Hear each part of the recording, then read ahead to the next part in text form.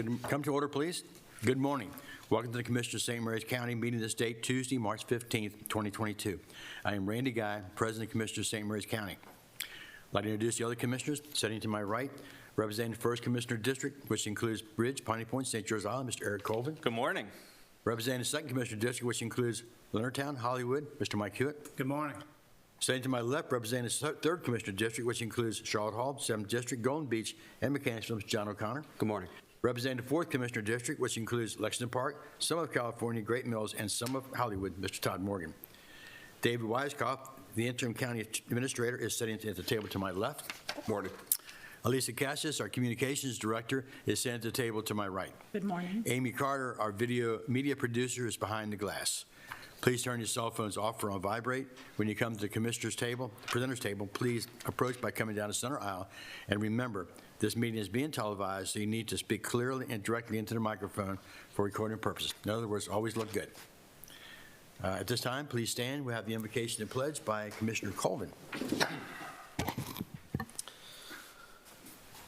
Almighty God, there are threats of war and viruses around the world. There's a lot of fear around the world. So this morning we pray for peace, we pray for calmness, we pray for comfort around the world. And as we do our jobs here today, we ask that you would just guide us in the work that we have to do.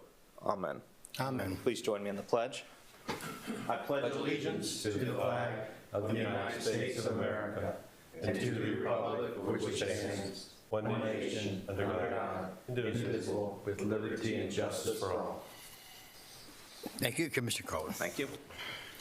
Next, we need the approval of the consent agenda. So moved. Second.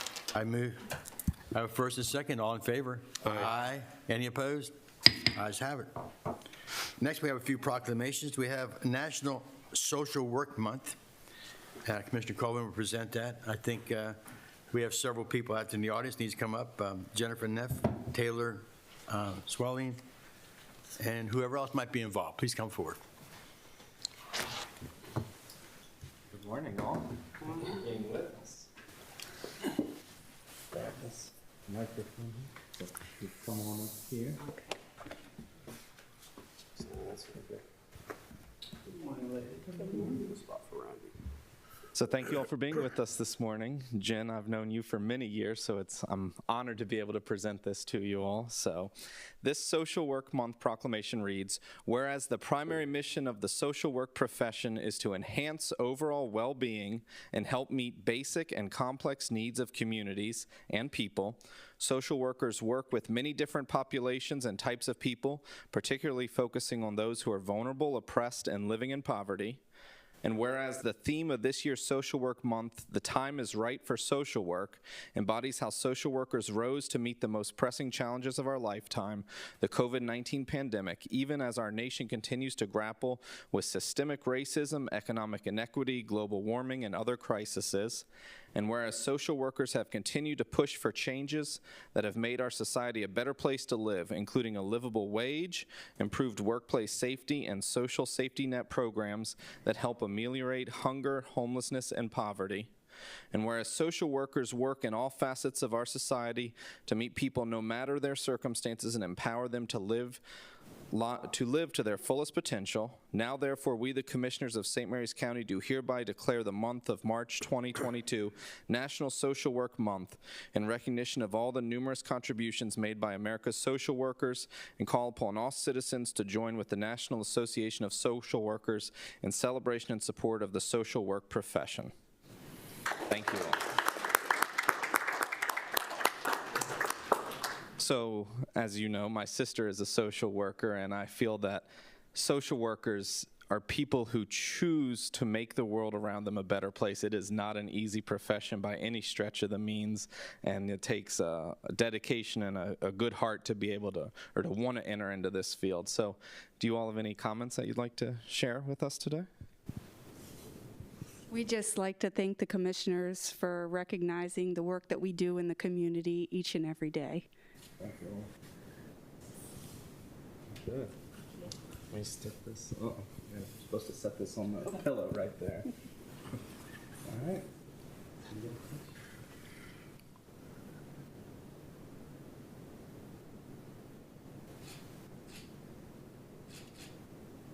Thank you all very much.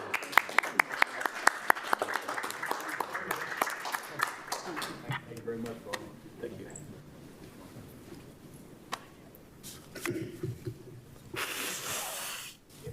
And next, we have equal pay by Commissioner Hewitt. I think we have Norma Pipkin, my neighbor, And who else wants to? Marta? Marta Kelsey. Hey, neighbor. Lori Harris, I think you're on this too. How are you? How you doing? Okay, let's see that nice. Oh, you don't have it in there? Oh, yeah, yeah, you need to put that. You need to put that out so we can. All right.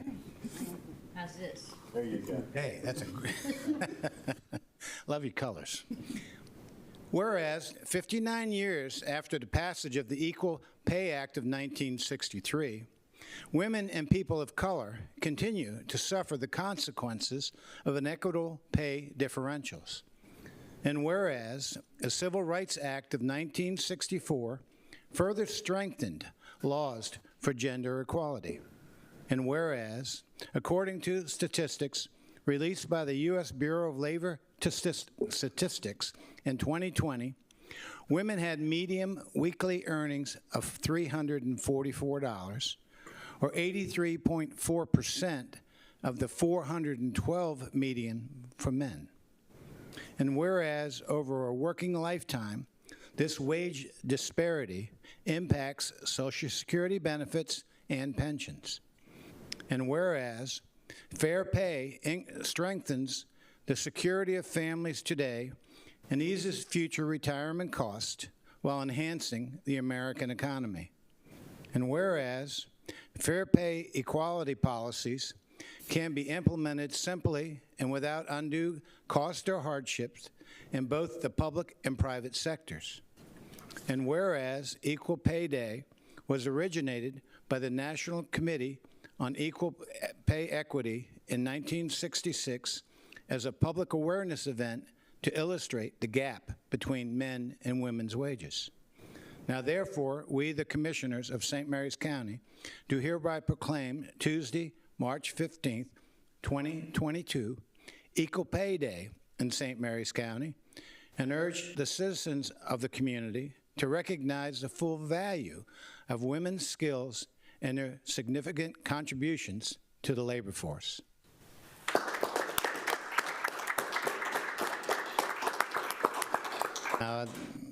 Norma, I think it's your turn.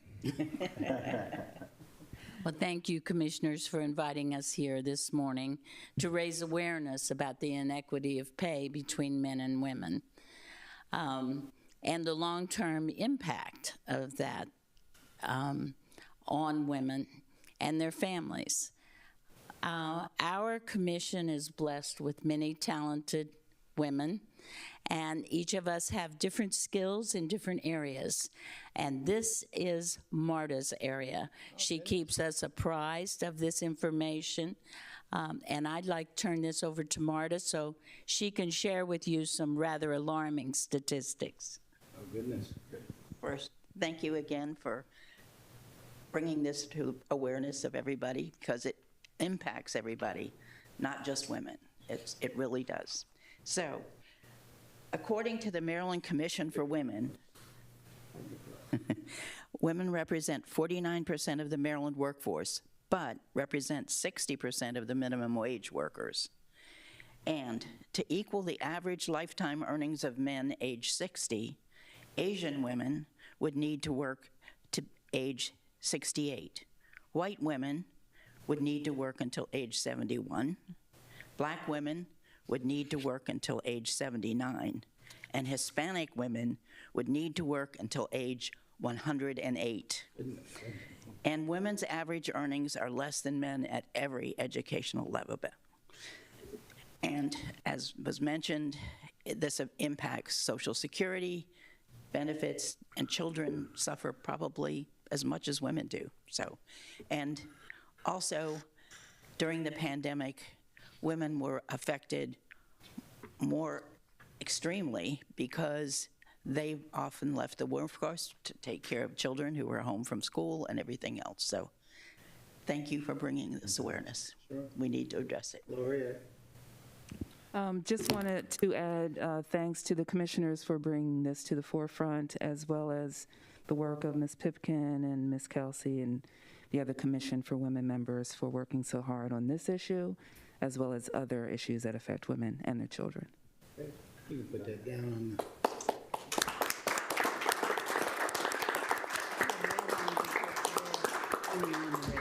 Women are in the red, that's what they're... Goodness gracious.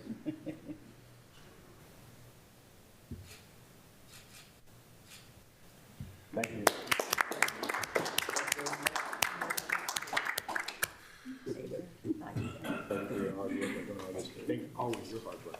Yeah, you get plenty of help over there, I hope. Yeah, I do. Thank you.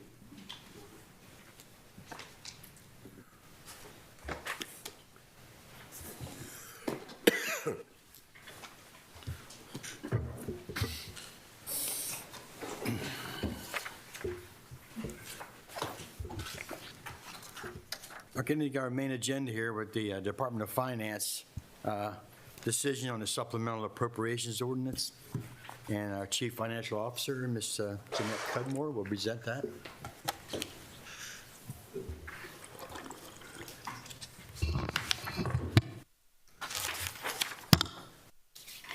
Good morning, Commissioners. Morning. Yeah, I was in front of the Planning Commission last night, and I also told them good morning last night. I'm here for your decision today on the supplemental appropriation, $4 million for grant funds. The public hearing was held on March 1st, and the time of the public hearing was at 9:30. So as I said, the public hearing opened at 9:30 and it closed at 9:40. No video submissions were received, no speakers or written comments by March 8th, 2022. At the public hearing, I provided the historical background, provided a summary of a need for the $4 million supplemental appropriation. As indicated, these funds would only be needed should grant awards or other funding come forward by June 30, 2022. Included in the board docs is the ordinance that would need to be signed if you approve the CFO certification and the budget amendment for the $4 million to increase the supplemental appropriation revenue and expense account budgets. Any questions, Commissioner? I move to approve the supplemental appropriation ordinance in the amount of $4 million for the appropriation reserve and the budget amendment, and authorize the Commissioner President to sign the related documents. Second. We have a first. Discussion. Discussion? Now, it says that you're going to do this through June 30th of 2022. That's like, what, 3 months? Yes, sir. So can you give us some kind of report in July? I know we don't have many meetings in July, but just some idea where we stand with this? Right, and as we, right now, we're adding the $4 million, but as grant awards come in or other requests or other revenue comes in, I will be bringing those forward to you anyway. But did I see here that this only goes for the next 3 months? Yes, for June 30. So if we don't have any reason to use it, it just We'll drops. revert back? Yeah. Okay. No impact at all on your financials. All right, thank you. I have a first and second. All in favor? Aye. Any opposed? Ayes have it. Thank you. Okay, next we have the Office of the County Attorney decision, resolution to establish St. Mary's County Police Accountability Board and St. Mary's County Administrative Charging Committee. And I think Mr. John Hauser is doing this. Good morning, Commissioners. As Commissioner President Guy said, the purpose of this appearance is to request the Commissioners either make a final decision on the draft resolutions for the creation of a Police Accountability Board and Administrative Charging Committee that have been put forward, or to request further instruction from the County Commissioners if they would wish edits and changes to the existing drafts to continue to be made. And my thought is to summarize very briefly the public testimony we received and the comments we've received on the draft resolution, some thoughts on some changes that could, if the county commissioners so desire, be made, and certainly make myself available for any questions if the commissioners have any before coming to a decision on how to proceed on this. Hey, John, sounds good. As the commissioners know, HB 670 passed last year required every county and Baltimore City to implement a Police Accountability Board and Administrative Charging Committee to take discipline matters from law enforcement agencies and put that into civilian hands. We drafted a draft resolution for the creation of a Police Accountability Board and Administrative Charging Committee, took that to public hearing on March 1st. And of the drafts, the comments we've received consisted on 4 main categories. First, whether regarding the law's prohibition that no active police officer should serve on the boards, whether that should be extended to include a cooling off period so that police officers who are not active but have only been retired within a certain time span should also be prohibited from serving on the board. The second and probably the largest and most consistent comment we received was the number of members of the Police Accountability Board. There was a oft-repeated suggestion that rather than the 5 as established in the draft resolution, that number should be extended to 9 with some criteria set on making sure geographic diversity would come from those, with the common suggestion being that 2 members should hail from each commissioner district, with 1 coming from any of the 4. A third comment we received was there was language in the draft resolution which was inspired by similar language in other counties' resolutions about what, if any, restrictions an applicant's criminal background should have on their ability to serve on either the Police Accountability Board or the Administrative Charging Committee. The draft resolution as written restricts membership or makes ineligible any applicant who has received a conviction of a crime punishable by more than 1 year's worth of imprisonment and has actually received a sentence of more than 1 year's imprisonment, or who has been charged with a crime but not yet proceeded to final adjudication of it that could result in an imprisonment of more than 1 year, or, and this was the language that more comments focused in on, was commission of any crime of infamy, which was my attempt to capture language that gets to any crime or offense that, though not punishable by more than a year's imprisonment, could still raise questions about that applicant's candor and credibility and fitness to serve. The reference to crime of infamy there goes towards, in Maryland criminal law, if you're convicted of a quote-unquote crime of infamy, you can automatically be impeached for your testimony if given in court. That can be brought out and a jury can be allowed to hear it and make the decisions that they will of your credibility. Crimes of infamy are a term of art. They're defined to include treason, the common law felonies, and more nebulously, any crime where deceit or falsity is a necessary element of convicting you for that crime. And then finally, there was also a provision that some other counties have gone along with that we included in our draft resolution to include an ex officio member on the board, a non-voting board, who would be a designee of the sheriff. And looking at how other counties have done it, some counties have omitted a provision like that entirely. Some counties have allowed the sheriff as well as a designee of the sheriff to come in. That would be possible because under the law's definition of active police officer, a sheriff or any other chief of a law enforcement agency or employee of a law enforcement agency who only serves in a supervisory capacity does not, for whatever reason, fit the law's definition of an active police officer. So it would be possible to do that. That's interesting. And at first there was probably about 5 weeks of my life given to head scratch, or 5 days of my life, pardon, not quite that long, given to head scratching, trying to figure that one out and seeing how some of these counties that do designate a sheriff as an ex officio member of the board could do it. And then finally had the thought to actually go in and look at the definition of what a police officer is under the public safety article, and it's right there. Does not include a sheriff, head of the agency, or employee in a similar supervisory role. I'm going to clarify that similar supervisory role. It's appointed at the deputy chief position and or higher. Usually it's the rank of captain and or higher if they're appointed, that they're not considered under the definition of police officer. So there's a nexus in which the LEOBR as it stands right now is not applicable to those positions, so they would not be held to the same standards under the provisions of the public safety article in COMAR. So there is a defining portion within that. So it's not just a supervisory position like a sergeant or a lieutenant. As the training commission would do it, there's several layers. You have supervisory position above a supervisor, first line administrator, above first line administrator. So it's usually when they're classified as above a first line administrator with the Maryland Police Training Commission, they fall outside of that category. And that would make sense. There's a reference back to the old Law Enforcement Officers Bill of Rights, and also tracks with the other language in there is that, I believe, if I remember from the statute, deputy is outright named. There's also language in there that says if the title is not deputy or captain, but the role is the equivalent, even if the title's different, would still not be captured under that definition. Right. Yeah. Okay, Mr. Hauser, I've over the past week had an opportunity to talk to several people that I'll use the term semi-interviewed for my pick to be on this board. And I would say that I'm in favor, this commissioner is in favor of moving to 9 versus 5. If we learned anything from that redistricting board, that a broader base may be a good idea. But people ask me questions that hopefully they're listening this morning, because I told them we were going to take this up a little bit after 9 this morning.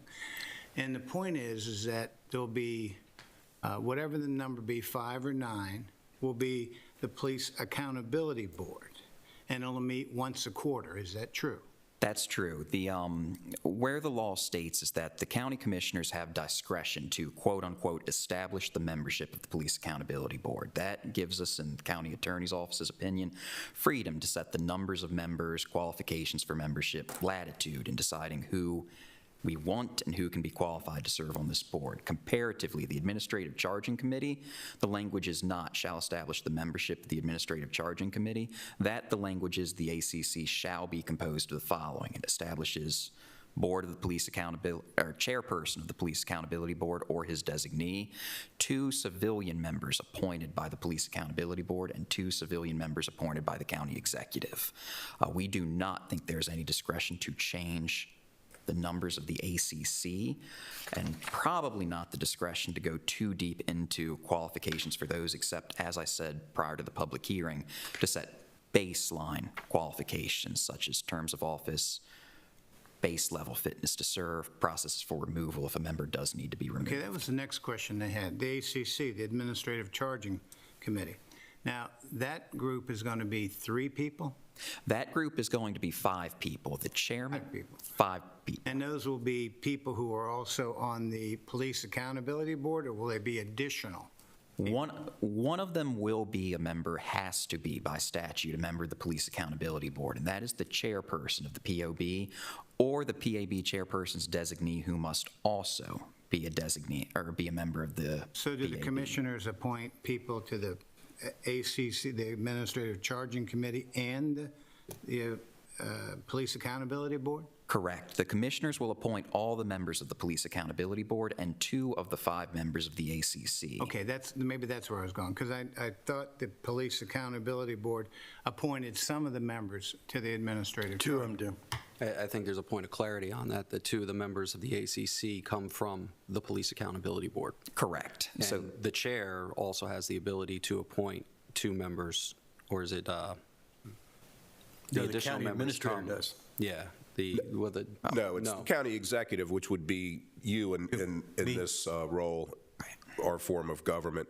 But the Administrative Charging Committee is comprised of 5 people. 1 is the PAB chairman, 2 people picked by the PAB board, and 2 people picked by the county executive. So when we put out a period of time for people to apply to serve on these boards, we'll need potentially 9 people for the PAB and 2 people for the ACC. correct. And then the PAB would need an additional 2 people out in the ether to appoint to the ACC Yeah, as and well. that goes to my point of the PAB is going to have some knowledge, if that's the term, of people in the community that they would pick.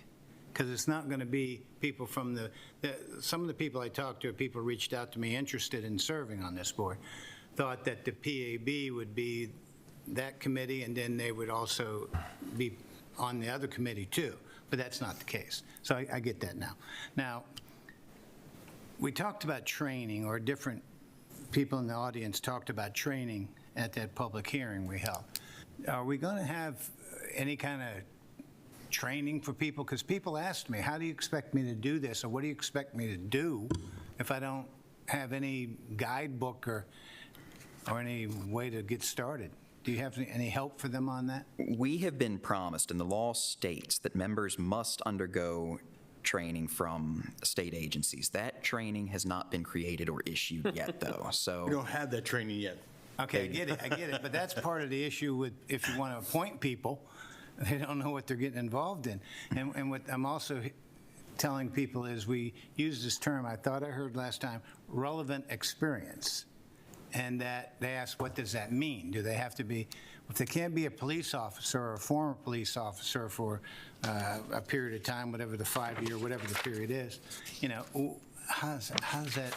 I mean, I've been talking to former school principals and vice principals, people who were involved in some kind of disciplinary action, that understood the difference between somebody who made a stupid mistake and somebody who was a vicious, I shouldn't say vicious, but a chronic troublemaker. So, because I think that gets to be the issue, is understanding the severity or dealing with the person you're dealing with.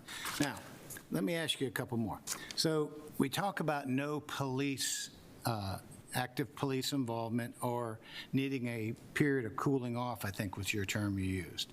Is that like, if they've retired, they need to be retired for, what, do we have to set in length of time? that was the general gist, and though that's not a state-level requirement, that's what some other counties in their discretion have chosen to do. I know Culver County North has instituted a cooling-off period of 5 years that no active police officer shall serve, or retired police officer shall serve if they have not been retired for more than 5 years from the date of their appointment.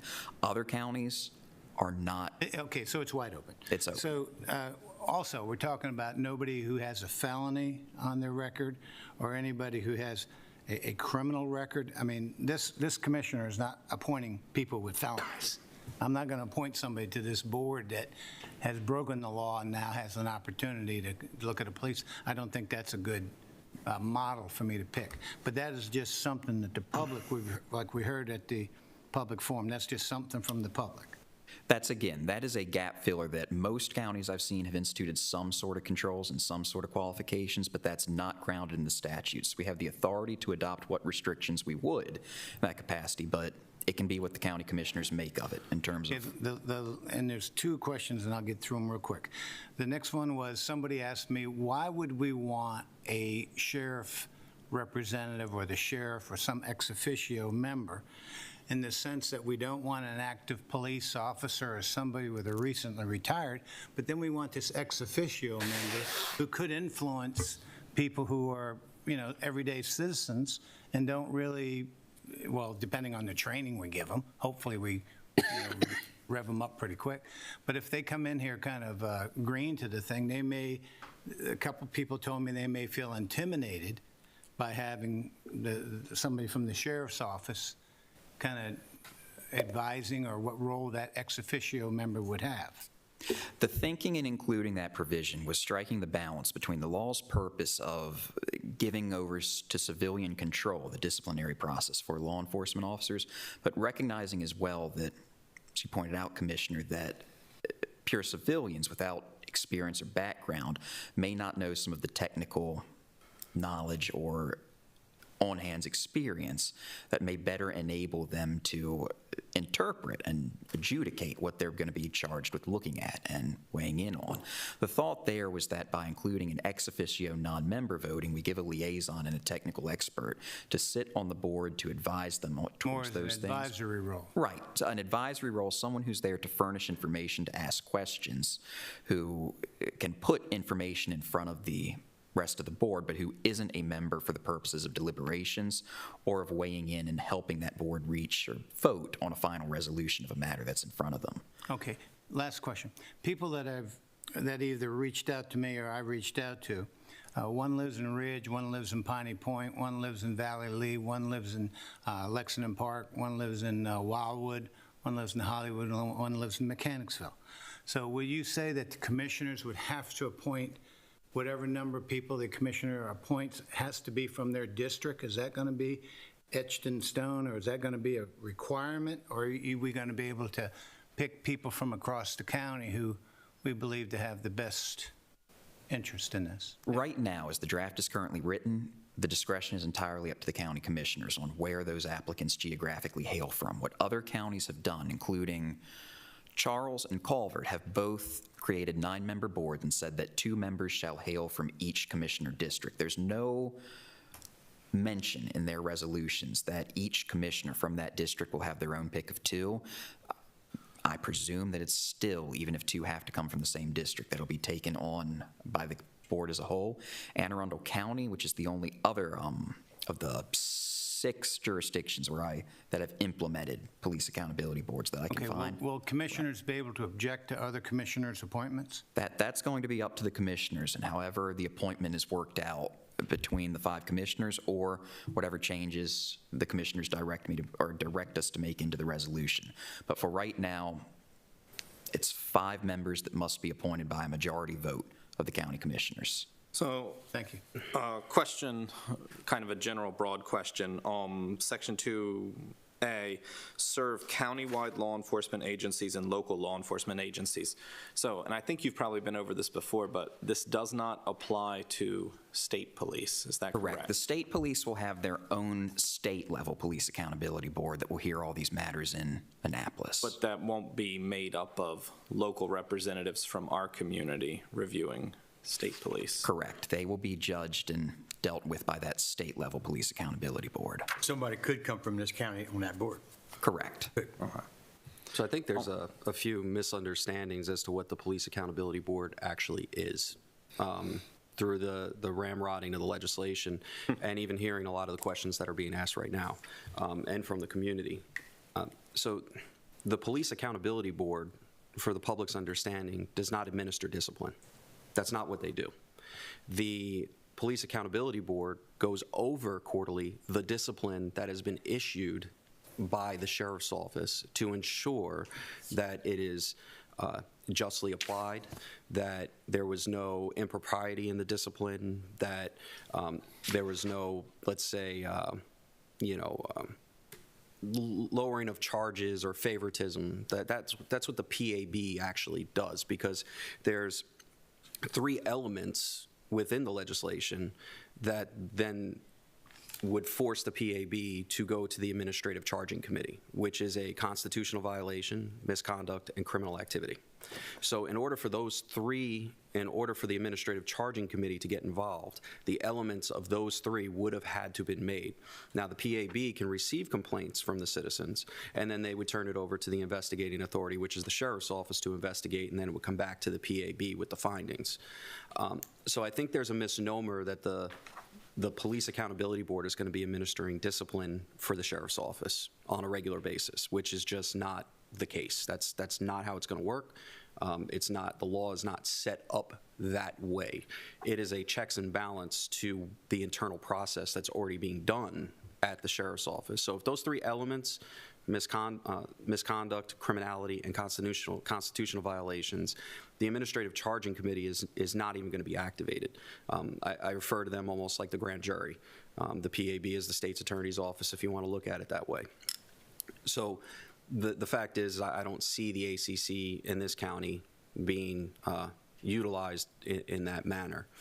So when it comes to having an ex officio from the Sheriff's Office on the PAB, I don't see where any type of fear should be invoked from any resident, because quite frankly, if they're reviewing the discipline that has already been administered from the Sheriff's Office, they're going to have questions about that.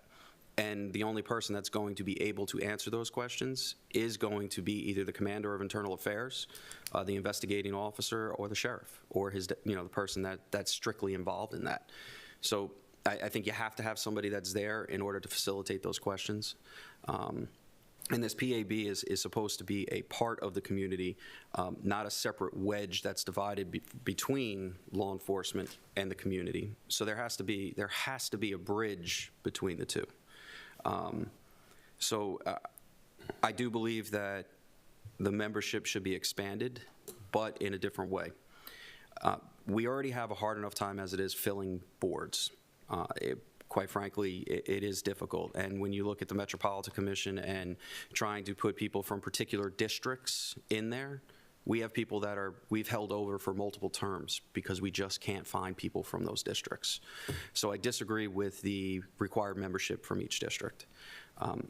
However, what I do agree with is stating a minimum of 5 up to 9 members, and the commissioners shall fill 9 if the applications are there for those 9 positions.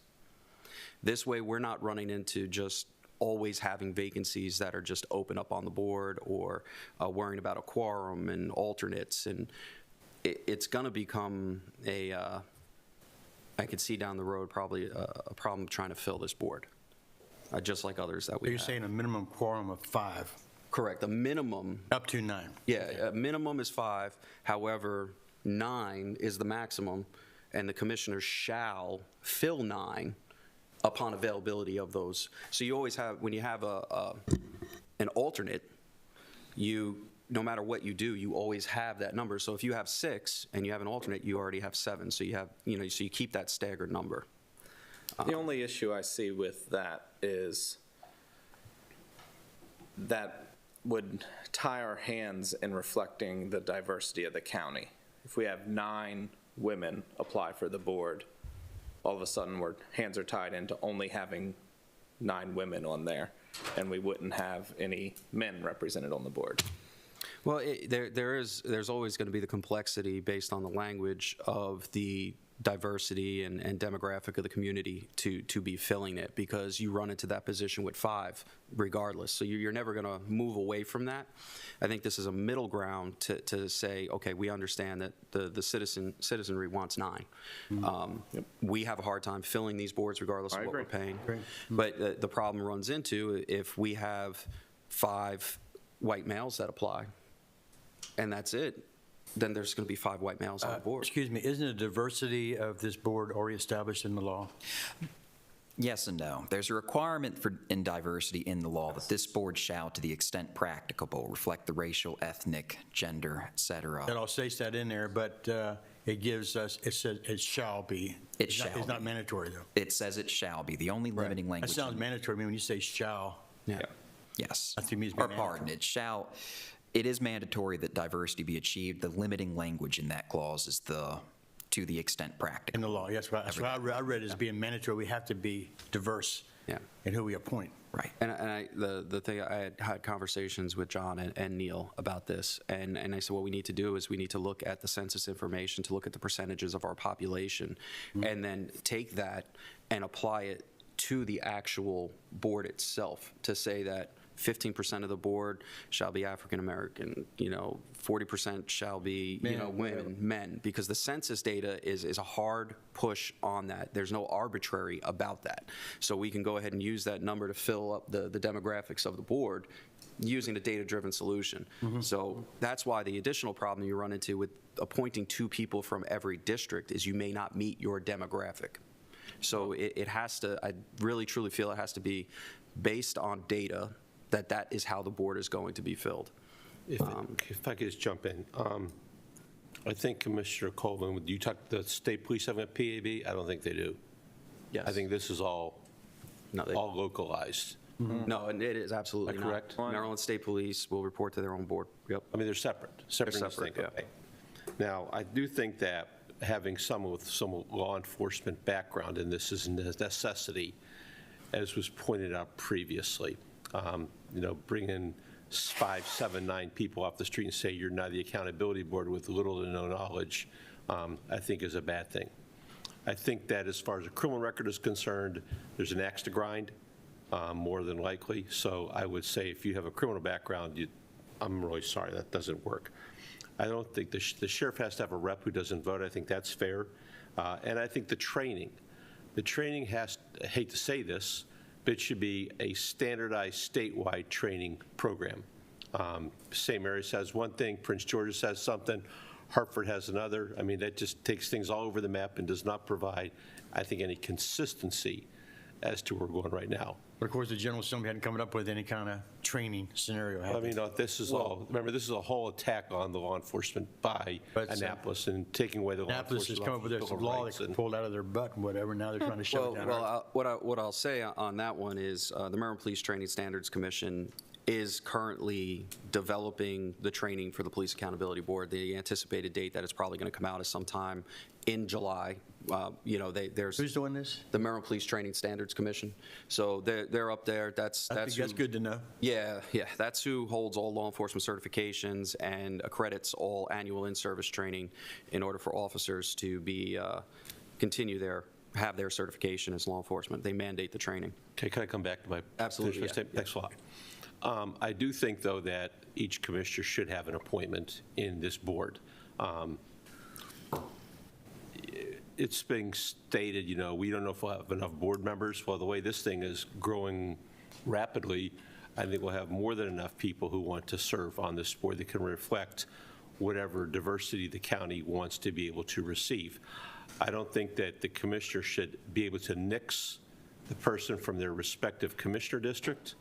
Yet at the same time, I don't want to see one commissioner district ending up with a lopsided 3 or 4 members at the expense of the other commissioner districts throughout the county for whatever reason whatsoever.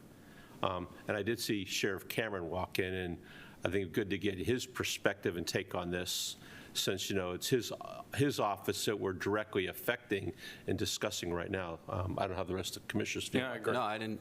He was hidden behind somebody else. While he's coming up, though, I don't agree that individual commissioners should get to appoint each or individual members of this board. I think that makes it more difficult to ensure diversity.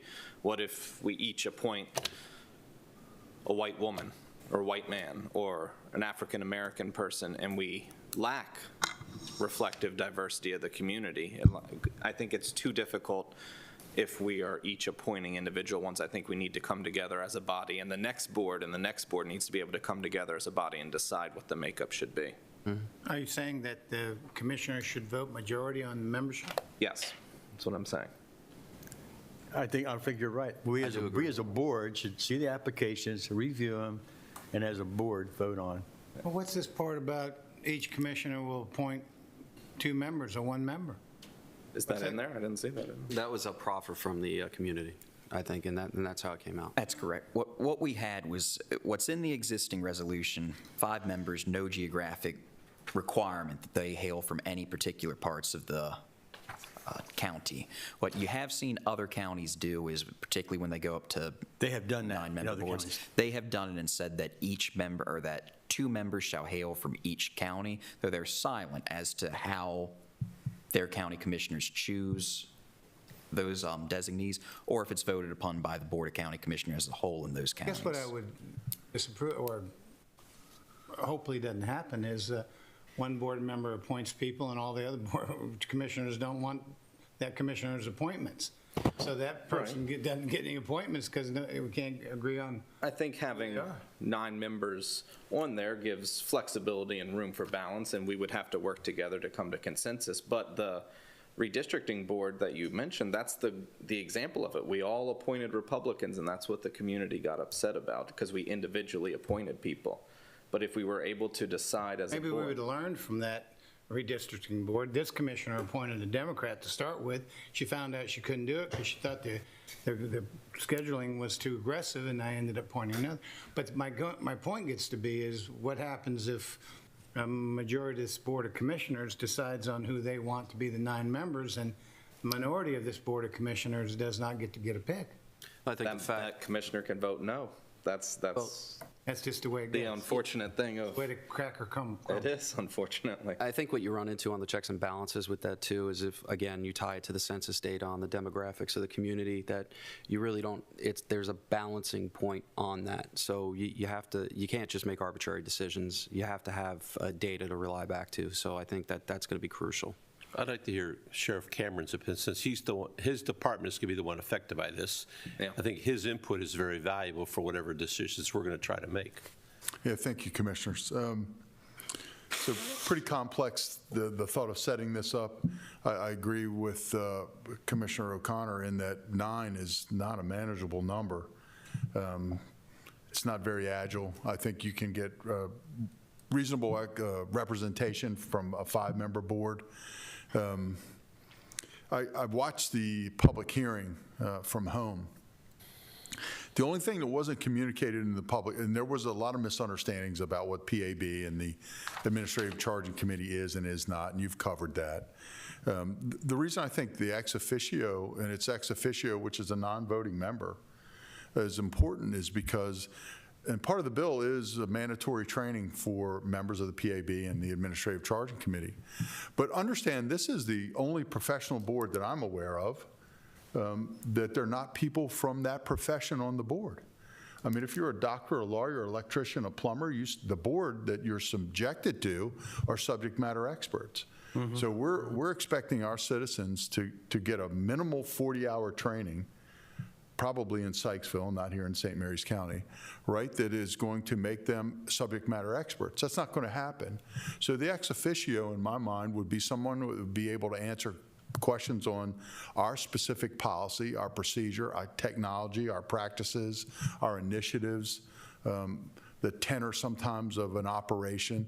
That all comes from somebody that does the job and's been in the job. So it's the sheriff or the sheriff's designee, which would most likely be the number 2, the major, somebody outside the investigative process. And we've talked about that in depth.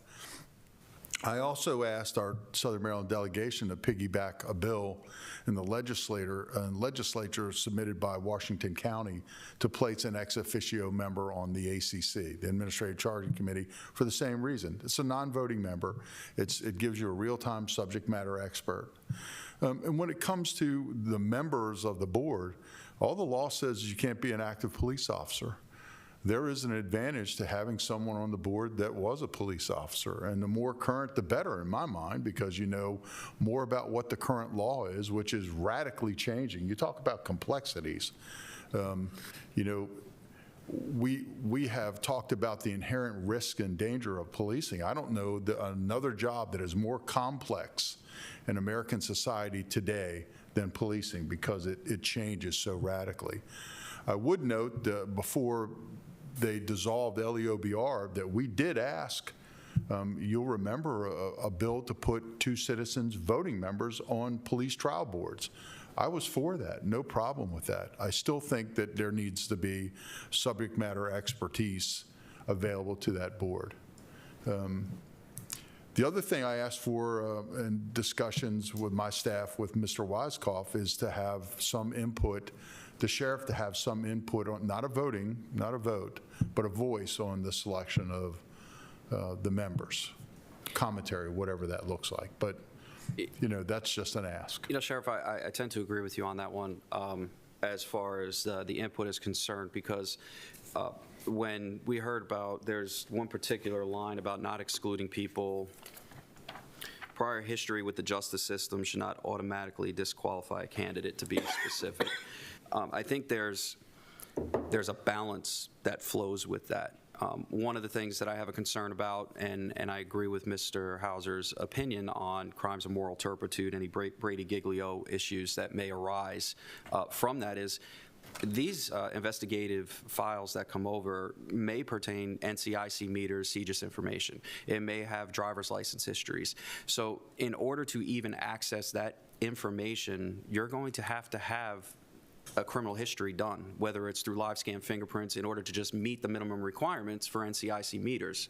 So if you have that contact with law enforcement and you're automatically prohibited from looking at that information, there's no way you could even sit on the board, because you wouldn't get the full scope of what is there. And there's lots of other things that would possibly have to be vetted. And I don't want to go too far down the road, but there could be an active criminal investigation against somebody in which is not public information at the time, which is not readily accessible to that individual, and that's only knowledge that the investigating agency would have. So the last thing we would want is to have somebody that's under active criminal investigation sitting on the board, and then all of a sudden there's an indictment on a board member.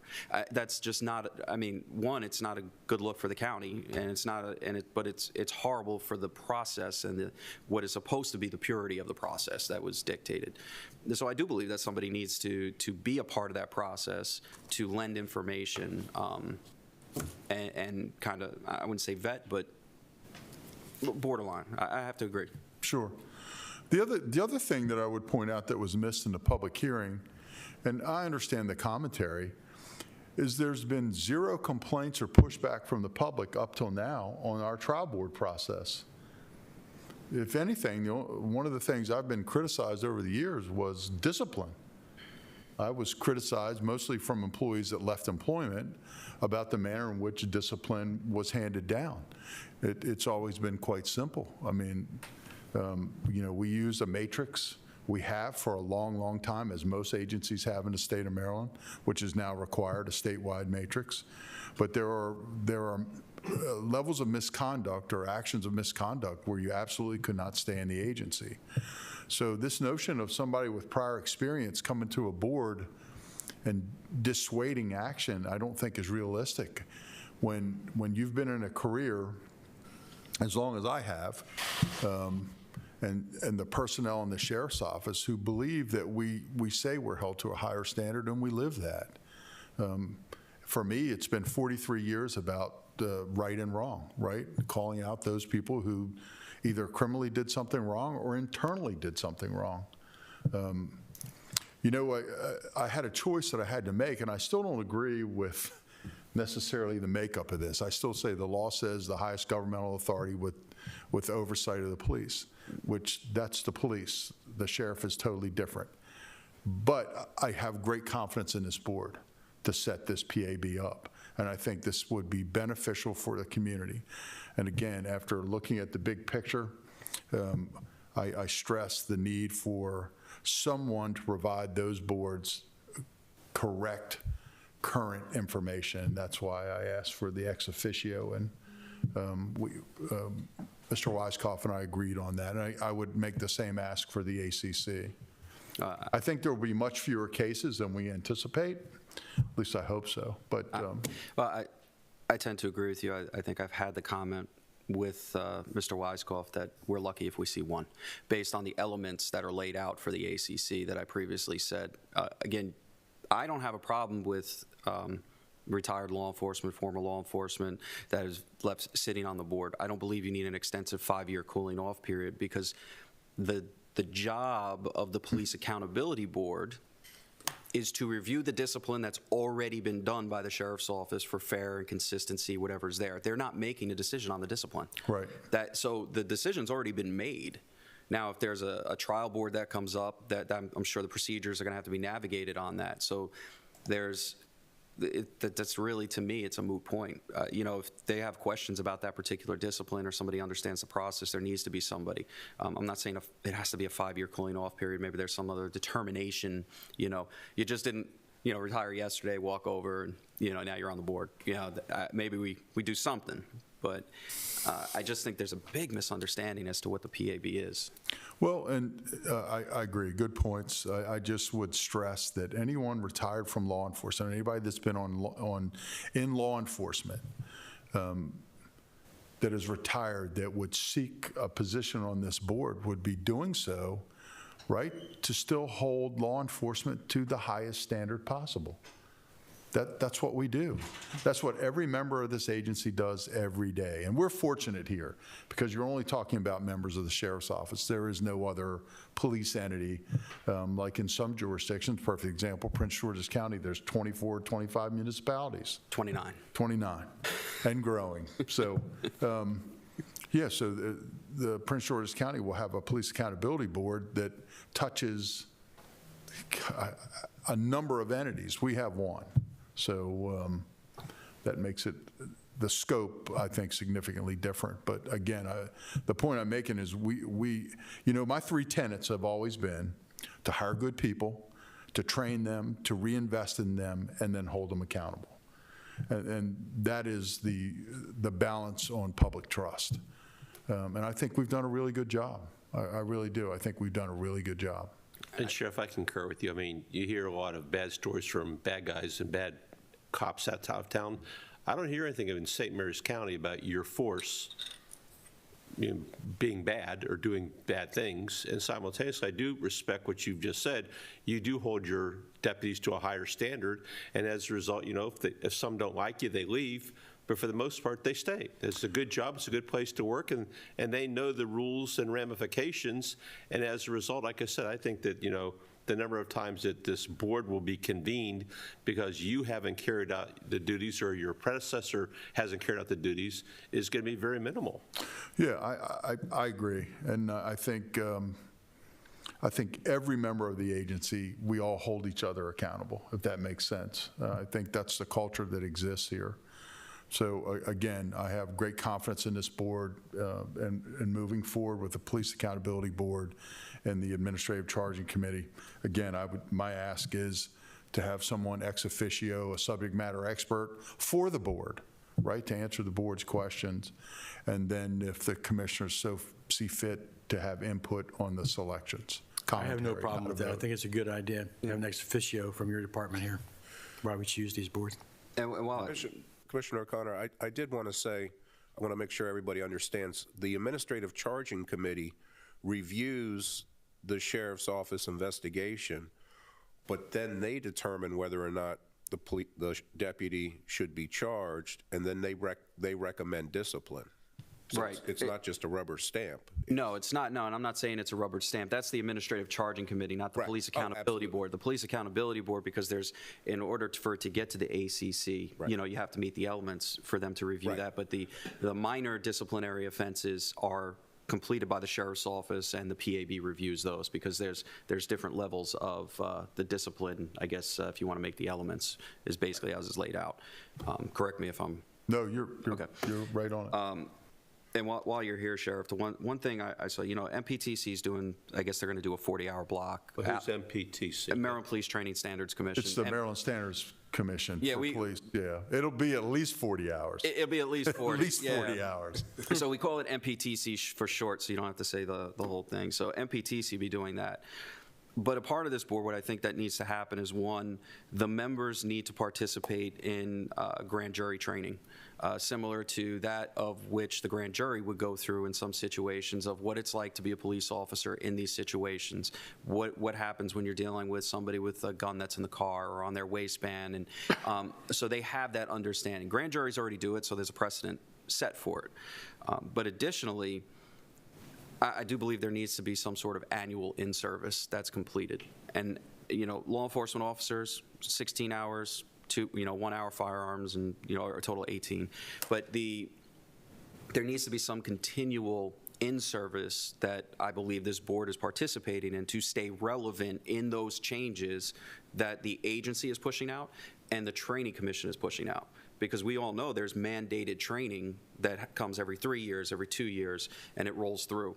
Right. So I wanted to get your thoughts on that. So, again, the scope of this, it's the PAB and the ACC and just us. So we're in a position to provide training for both boards. I think that's an advantage for them, and it's an advantage for us and an advantage for the community, much like we do with the Citizens Police Academy. We give the citizens that go through that academy a greater insight in what we do, how we do it, and why.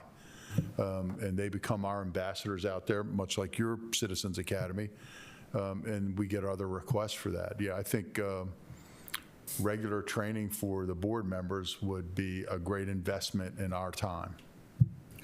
Sheriff, when I hear what you're saying, and I will agree with you that many things have happened in Annapolis and probably in Washington that are forced down on us, and in a reaction to, things that have happened, excuse me, whether it be in Minnesota or wherever they happened.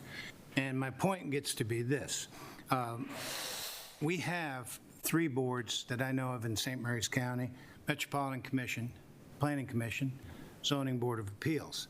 Now, what people have the opportunity, what the citizens have the opportunity to do when they go before those boards is have a review by their peers. We're not expected the zoning people from the zoning board to have zoning experience or have some kind of background in zoning law. Planning Commission, we don't expect to have planners with planning degrees or have been planners in the past. Metropolitan Commission, we don't expect to be water sewer engineers or people like that. Although those skills, if they're there to be had, are good things to have. So when I look at this board, I look at it from the perspective of what got us here. Now, have we gone too far and something needs to center us? And I guess where I'm going with that is I could see the board being people who don't have 40 hours of training in Sykesville, because that might preclude a lot of people from wanting to be involved, because who would have that amount of time to take out of their schedule or their life or time away from their families to do that kind of a commitment? So the key, in my opinion, gets to be, what are we trying to accomplish? And I think what I'm getting at with that is, we've seen instances where people thought, okay, there's police brutality. Whether it is or not, I'm not going to make a statement on that. But what we've also seen is that the police police the police. The state's attorney comes back and says, oh, there was nothing happened there, where obviously people in the public believe something did. So we have that nexus between the public feeling something was wrong, but some kind of police investigation that was not open to public scrutiny, that, you know, no one ever knew what was said behind closed doors or what was done. You just have a police official come out, whether it be a state's attorney or a police chief, come out and say, we ruled that police officer did what he should. So what I'm getting at is, I'm not saying any of this is right or wrong. I'm just trying to say how we got here. And I want to say that this commissioner believes that this board should be of people who are good moral character. I don't want any felonists or people who have had trouble with the law in the past, and people who have, let's say, the benefit of the public in mind. And with that said, you know, again, I go by diversity, I go by makeup of the community is what this board should look like. But at the end of the day, I don't think they have to be experts or have been experts. Yeah, I agree. I think... you talk about subject matter experts, and I don't know if that's the case. Yeah, so my point was that doctors don't go in front of lay people on their boards. But with that said, I don't have any issue. Again, I asked for two voting members to be added to our police trial boards. I think nothing has changed in this case. We basically are presenting the case. We're prosecuting the employees, so to speak. So we're the ones that are offering evidence of misconduct and prosecuting the case to this board.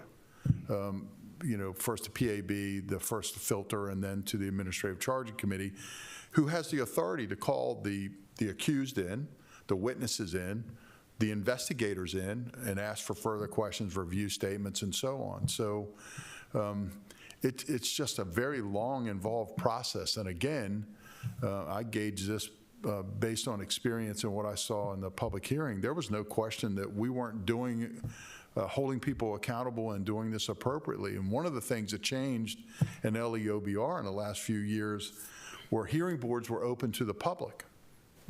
And we sent out, we just recently did this with a correctional officer. We advertised to the public that we were holding hearing board. You get to hear everything. So I think what the public clamors for, and you know, this is a result of what's going on across the country. True. What the public clamors for is they want the truth, and they want all the facts and information. And it's tough in policing because we have victim information, we have sensitive information, things close to investigations, and you learn from a very early stage, you have to hold those close to the vest, because once they get out, it impinges your ability to investigate or bring wrongdoers to justice. So, but I think this is just a way of the public holding us accountable. Hence So, Sheriff, let me ask this question. You had the hearing, you just said it was publicized.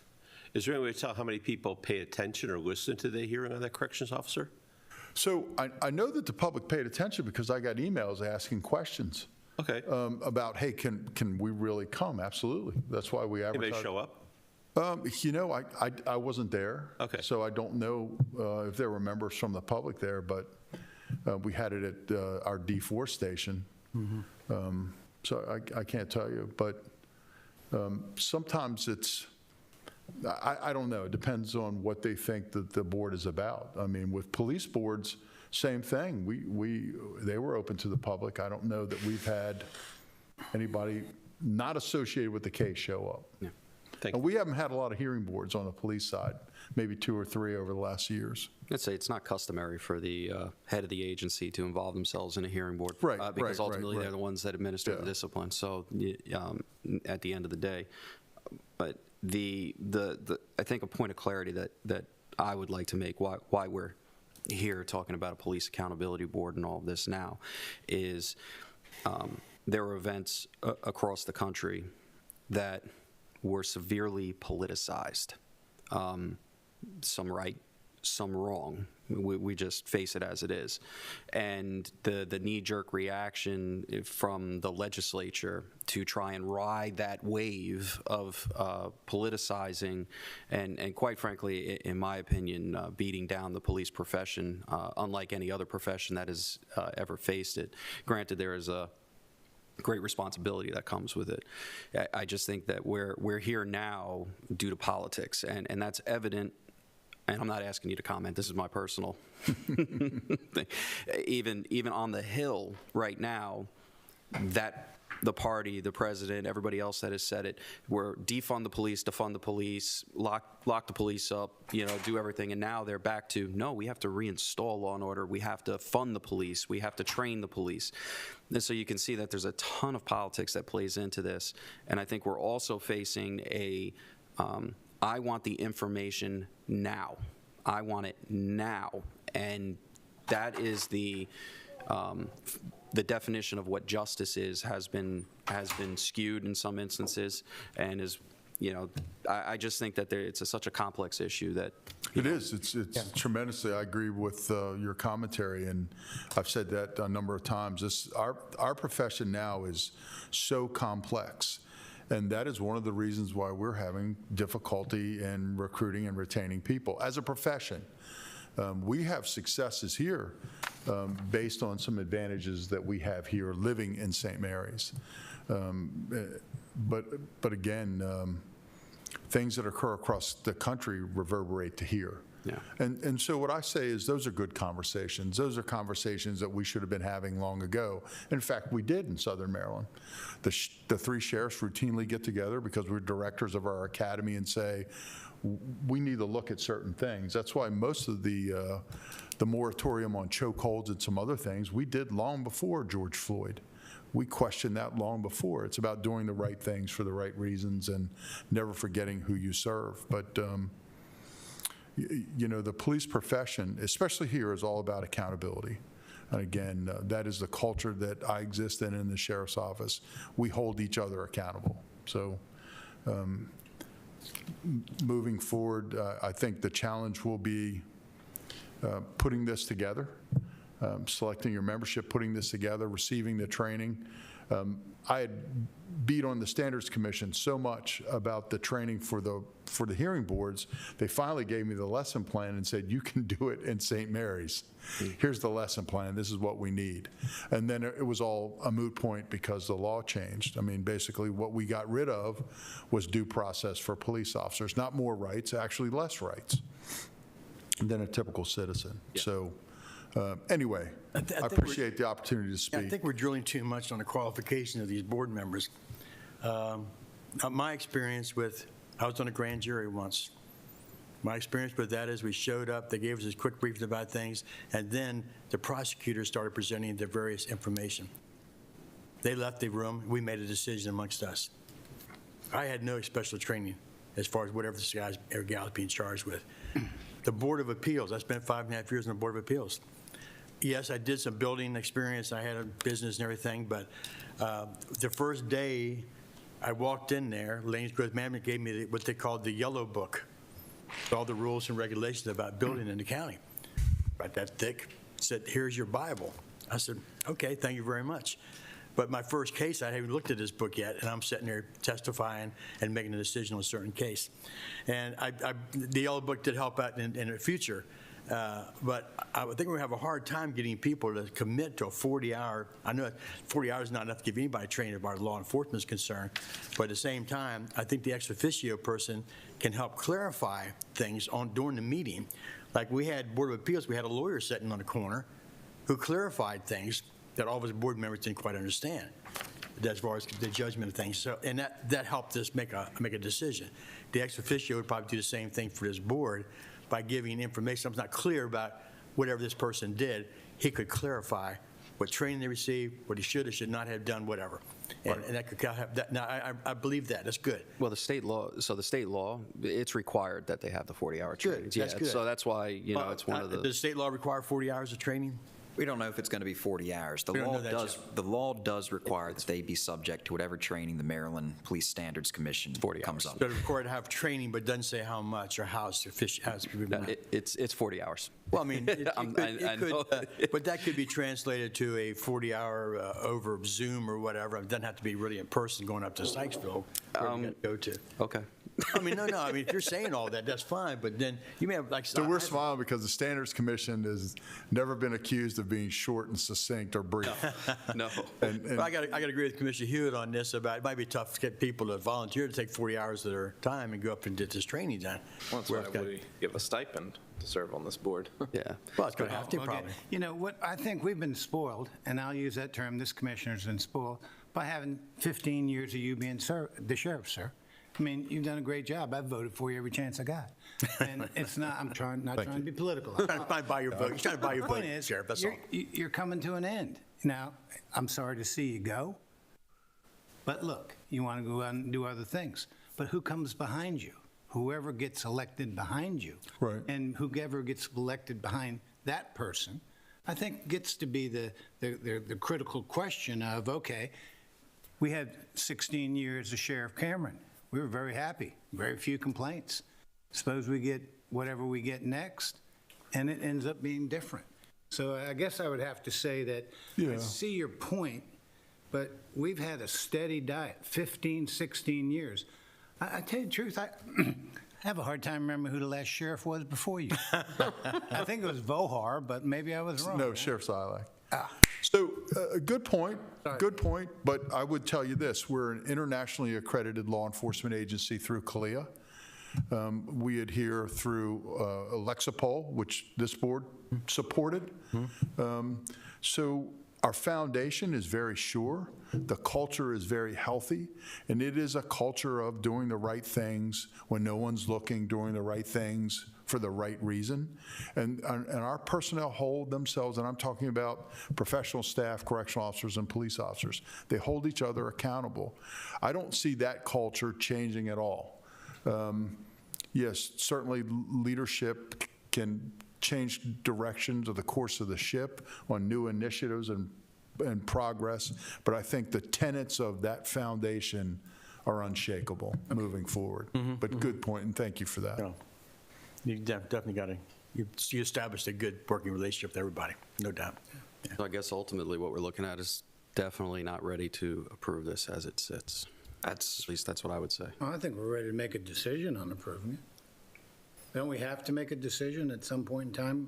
Eventually, but I mean sooner rather than later, because we need time to get applicants and then come together and decide. I'm not willing to ramrod it through until these proposed changes are put into the ordinance. Agree. And brought back. So the timeline we have is that this board needs to be up and functioning by July 1st. July 1, right? July 1, yeah. Have some time to still edit and make changes, but there does need to be enough time left to, whether it's 5 members, 9 members, or some number in between, get this board constituted and up and running so they can hit the ground running on July 1st. So the change I would like to see is for the resolution to read up to 9 members. I think regardless, we have the July deadline, but the problem is the board could take no action regardless until they've received the training from the Maryland Police Training Commission. So we could have a board constituted and people sitting there, but they'll be twiddling their thumbs because they can't do anything until they receive the approved training. So I think that's another portion that we need to keep in mind when we're doing this. When is the approved training going to be out? You say July 1st? Hopefully by July. Yeah, there's a big push, and MPTC has staff working on it, but Well, how can you have a board established by July 1st and the training's not till July? Well, that's not our problem. That's MPTC. My point gets to be this. We have to appoint people.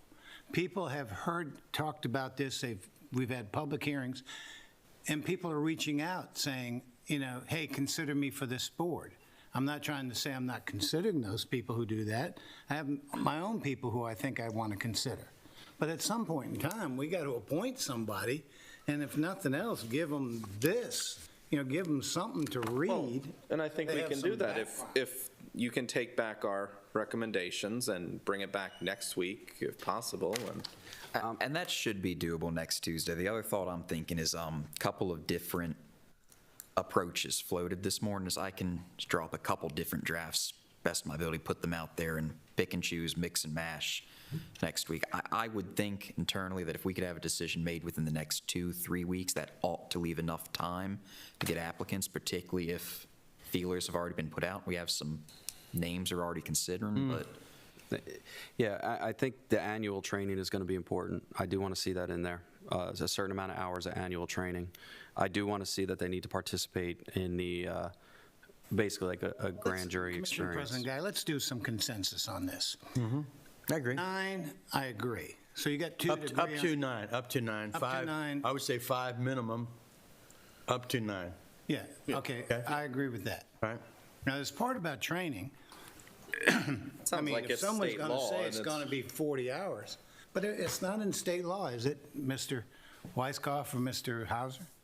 or the membership or the training. The training will be dictated by state law. The training, the state law says that the members shall undergo whatever training will be issued by this Maryland Police Standards training, whatever that training is. We could set in an additional training requirement of our own, but at the bare minimum, as a bare qualification to serve, they will have to undergo whatever the state level training Do is. we know what that training level is right now? We do not. It is under draft, and Commissioner O'Connor has said that. Thinks it's 40, Mr. Conroy thinks it's 40 hours now. Again, but that's one person's opinion. My point is we need that type of information so we can tell people. Well, let me clarify something. It's not my opinion. I happen to be a firearms instructor, EVOC instructor, expert enhanced instructor. I'm an academic instructor for the Maryland Police Training Commission for several years. I'm involved in doing lesson plans and everything else, and I talk to the people at the Maryland Police Training Commission. Probably rattle off their names, I talk to them so much. So when it comes down to what's going on there, and I mean, you get the instances of where the training is going, understanding it, the new appointments that have been made, and, you know, I mean, Radinsky for the SRO program, and I know the sheriff probably knows the name, he put together the SRO program after the last law was there. So they did it from the ground up. So it's not an opinion. It is where it is going right now, that it is most likely going to be a minimum of 40 hours. Again, So- that's your opinion that it's going there. It's a moot debate not spelled because out it's- in law, right? No, he just said that they will have a training. I agree, but We it's don't know how not much though. spelled out that it's going to be whatever a former police Yeah, officer it could be 80 hours. I mean, Could be 80 at hours. minimum. And my point is, I think this is great because you have somebody that's never done police work, and this is the type of debate that you're going to have when you have somebody with the experience on it that's done the lesson plans and how to get all the information there saying it, and then you have somebody that doesn't know anything about it. So I think you have a great contrast of what you're going to see on the PAB So we know board. by law it's going to be some kind of training. We understand that. Okay, that we The know. resolution Well, I can guess my read the point is training requirements per We state need to law. understand whoever the controlling authority of that training period is going to be. Right. And hopefully the county administrator or the county attorney's office can help us find out what that is or when it is. Sure. Certainly. I'm sure you will. there was some discussion in the legislature about staying this for a year because the Standards Commission is so behind. This is one of the things. Good idea. There's a physical fitness test now that's been implemented that our officers have to take once a year. That's going to be a whole challenge in of itself. I've seen a rough draft of it, but we're waiting with bated breath. I mean, and that's. So we haven't decided on it yet, huh? That's not something they would let individual sheriffs do? No, because it's part of this police reform bill.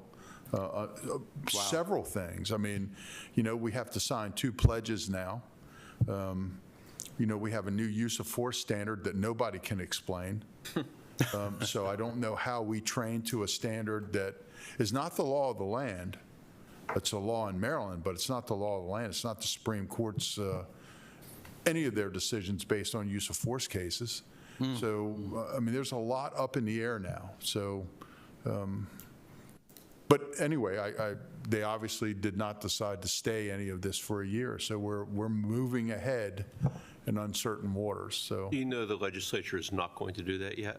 no, I don't until sine die, until it's over. I don't know, but So there's a chance it could be delayed. It's an election year, let's be serious. Yes, I mean, there are a yes. lot of things in Annapolis getting pushed for a year Right. to get legislators through the respective election periods. So I could easily see, politics is politics. I mean, we just saw this a couple days ago, which I'll discuss later, but I can see this getting pushed a year. yeah, there was a lot of discussion on that, and it seemed to die down as they took up other issues. But it was real clear that there was no desire to go back on these police accountability boards or any of these bills from last year because it was an election year. But I mean, the Standards Commission is not where it needs to be as far as a number of these issues. There's all kinds of requirements, which, by the way, are unfunded mandates. Oh, yeah. This right here is one of them, yeah. Oh, Yeah, I mean, the psychological, basically, in my opinion, it's a fitness for duty evaluation every other year. Just like the military. Yeah, those are unfunded mandates. I mean, this bill was very, very encompassing, and we're really still unwrapping a lot of the final product of this. Right, yeah. Well, Commissioner President Guy. Yes, sir. This is on our agenda as a decision item, which I know the Commissioner President makes this agenda up. So do you want to get consensus on, do we want to make a decision today or not? Well, I think today is we can either not make this decision and make the appropriate changes, right, for further drafting. Commissioner President Guy, it seems to me the only thing I've heard consensus on was going to 9. Changing the membership from a minimum of 5 to a maximum of 9. Correct. But then also, are we talking about, we understand that we know this by law, this training is going to be done, but we have no idea when it's going to start, how much it's going to be yet. But we know by law it's going to be a training. But it seems like it would be reasonable to wait on making a decision until we know some ideas of what this training is going to be. So when we have prospective people, we can tell them what to expect. Yeah. The trouble with that is I don't think we'll know with finality what the training will be until very, very late in the game, if even prior to Commissioner Hill, we were hoping to get better guidance this year, and of course, Todd can tell you the same thing. The General Assembly is not going to clarify anything on this bill. Well, then I would say to you, They're not going to do Commissioner it. President Guy, I would be in favor of saying we do not make a decision today, other than to say we're ready to go to 9, but we need more information. But I would add to that an ex officio member from the sheriff's office. Okay, Yes. okay. I'd add that in Again, there. I'd say, But let's be very clear in the language, a minimum of 5 up to 9, not 9. Minimum 5, up to 9. I do think we should approve this within the next couple of weeks so that we can I get the agree. board set up. I agree. I would think, personally, I think next week. Agree. We need to make a decision next week. We got to advertise If this the for only people. change is the number, we can approve. No, I do think there needs to be more changes to this as it sits. I mean, the What other criminal. changes you recommend? Well, I've already recommended that the criminal history portion needs to be worded appropriately, and that they are excluded from the board. But I believe I've already provided language to Neil and John in reference to that, which is they must undergo a criminal history background investigation utilizing the live scan fingerprinting system for CJIS, or follow the standards that are set up by CJIS, and have those results returned because they're going to be accessing All right, that. well, I mean, you got 3 commissioners. That's a change. That's a change there, right? I would propose we defer this for a week. Yes, I propose I'll second the proposal to defer it for a week. Right. But I think we need 3 commissioners, or majority commissioners, decide upon what the changes we do are. It's not fair to have one commissioner say, I want this. I understand. Do you want to go through the changes now? So he can. Well, it sounded like so you can put Mr. him into Hauser the. could bring back some alternatives for us next Well, week. he's going to bring back. No, Commissioner President, I would recommend that what we do over the course of the next week is we get in touch with either Mr. Hauser or Mr. Weiskopf and say, these are some ideas that we have, and then you maybe present those ideas to us next week so we can, as a consensus of the board, say, 3 of us, a majority of us, think you should go in that direction. And in my head, making myself available the latter part of this week for individual meetings, I've accepted that in my heart already. Well, I'm available. And I have to wholeheartedly disagree with that methodology behind it. Look, ramrodding this through without the proper language that's in there, properly formatted, having the rules and procedures in place for everything else that's going to be there is the same thing Annapolis did. This should be a very, very public conversation, not just a one-on-one. I've had conversations with Neil and you after the last public hearing, and I've discussed every single topic that has been brought up. And the reason I say that is because when we're talking about a police accountability board, the sheriff's already made the point that this is the only board where civilians do it, or they're in this process. And you're talking about the lives of our law enforcement officers that are going to be very, very public. Our citizens and our law enforcement deserve to have this as a public conversation, just like they're going to be on the spot very publicly. I don't think it should be one-on-one behind the doors and then all of a sudden it's out there. This discussion needs to be had publicly. Do you want to have this public discussion right now? Well, I'm talking about. I'm ready to put it out publicly right now. That's my point. I know you Let's are. not go behind closed doors and do anything. That's not the way we work this business around here. Thank you. So if you want to discuss changes now to Mr. Hauser, we'll do it now.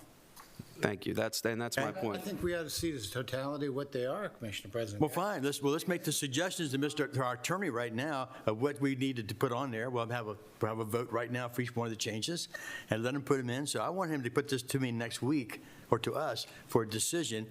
But we got to be in place by July 1st. We got to advertise for personnel and then make a decision who's going to be on the board.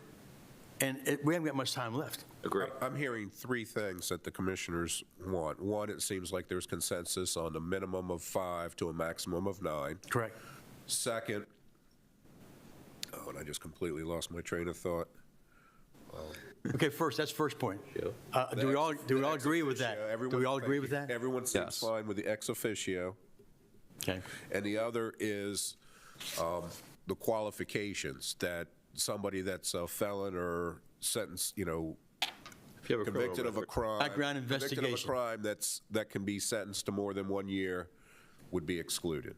Well, yeah, but The person gets 364 days, and so they doesn't. that's why I did a catch-all, and that language can be skewed a million ways. One, the sheriff's department should be participating in that process. And we agree with the ex officio during our process of yes, and choosing the board. They should have to undergo a background investigation, at a minimum fingerprinting, so they can meet the CJIS requirements. I think I read one of the other counties, what they simply did was they called it an extensive background check. Frederick County says that, so Frederick County, rather than spell out, as we do, crimes imprisonment more than 1 year, et cetera, specific crimes or situations which would be disqualifying, Frederick County has language that says every applicant must submit to a quote-unquote extensive vetting process that will include in-person interviews, criminal background checks, and that this vetting process will have to establish to their Board of County Commissioners' satisfaction that the person is a fit and sound, morally proper person to serve on the board. Let's not reinvent the wheel. That's exactly what I'm looking for. That sounds good to me. So what that would look like is on Article 4 of this draft resolution, wiping out items E6, E7 that talk about terms of imprisonment and disqualifying factors, crimes of infamy.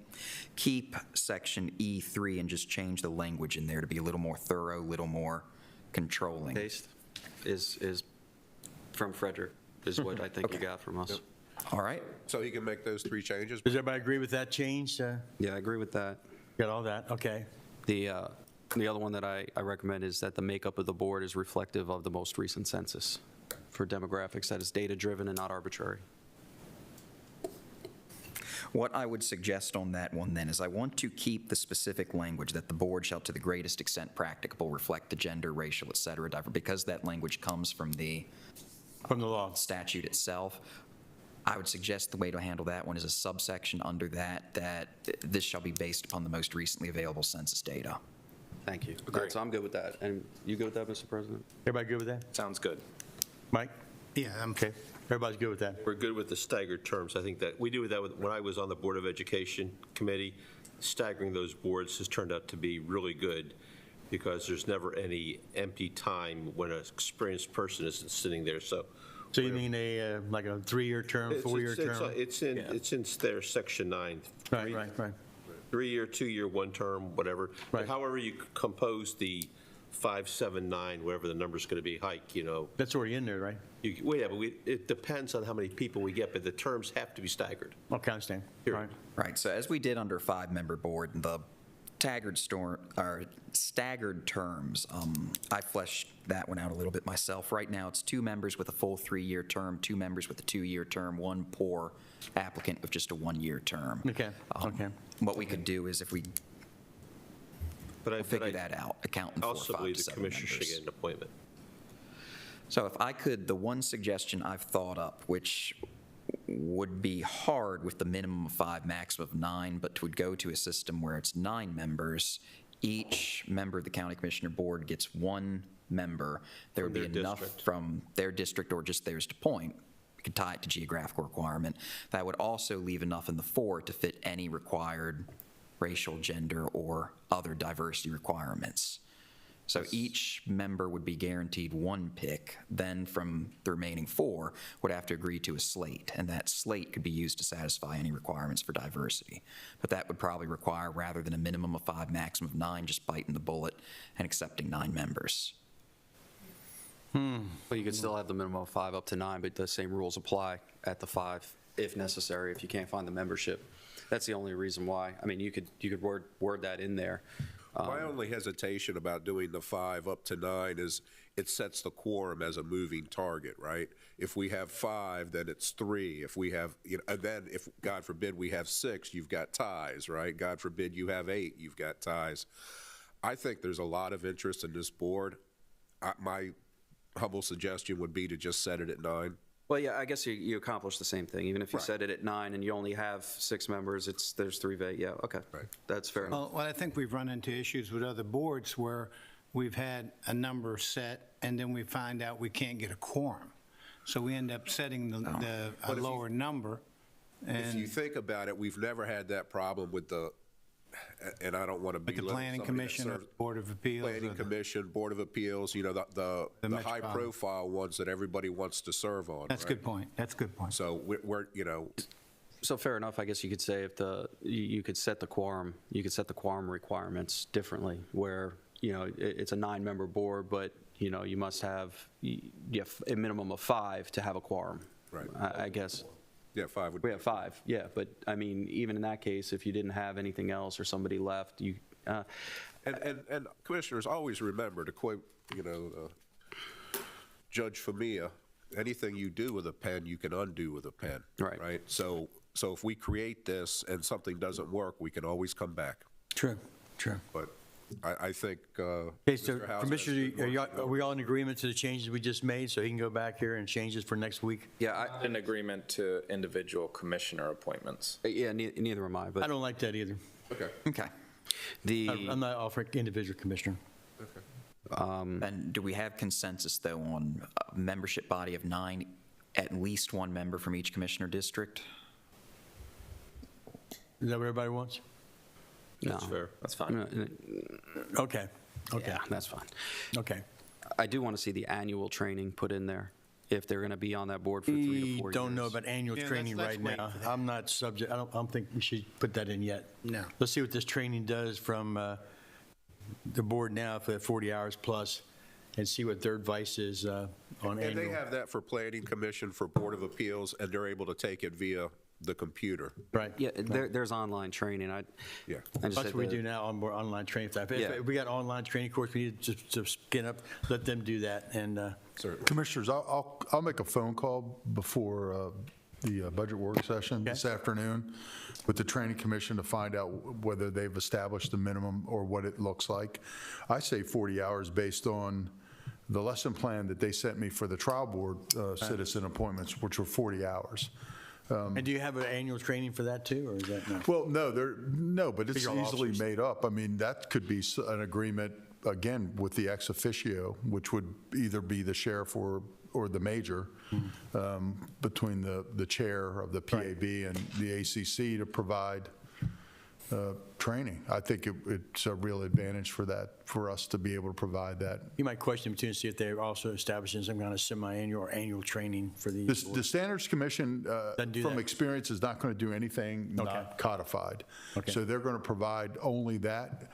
We can, between the sheriff's office and the board, they could ask for any training. Whatever, yeah, okay. Either provided by the board or by the sheriff's office. Okay. Certainly, we'd be glad to provide that. I mean, I'm not pressed about it being in the ordinance because it can be in the rules and procedures. Yeah. So either way, it can come up. So I'm sure it'll Right make now, its as far way. as the ordinance, we know there's going to be a training Yeah, per 'cause member. part of what the PAB does is with the sheriff is they sit down and they look at the complaints on personnel, and we talk about training.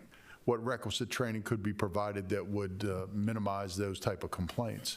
So the same conversation could go on, how would the board, the PAB or the ACC, what training could be provided to make their job simpler, Right. Right. more My inclusive? understanding, Sheriff, is that the commission is also going to create a template for the rules and procedures.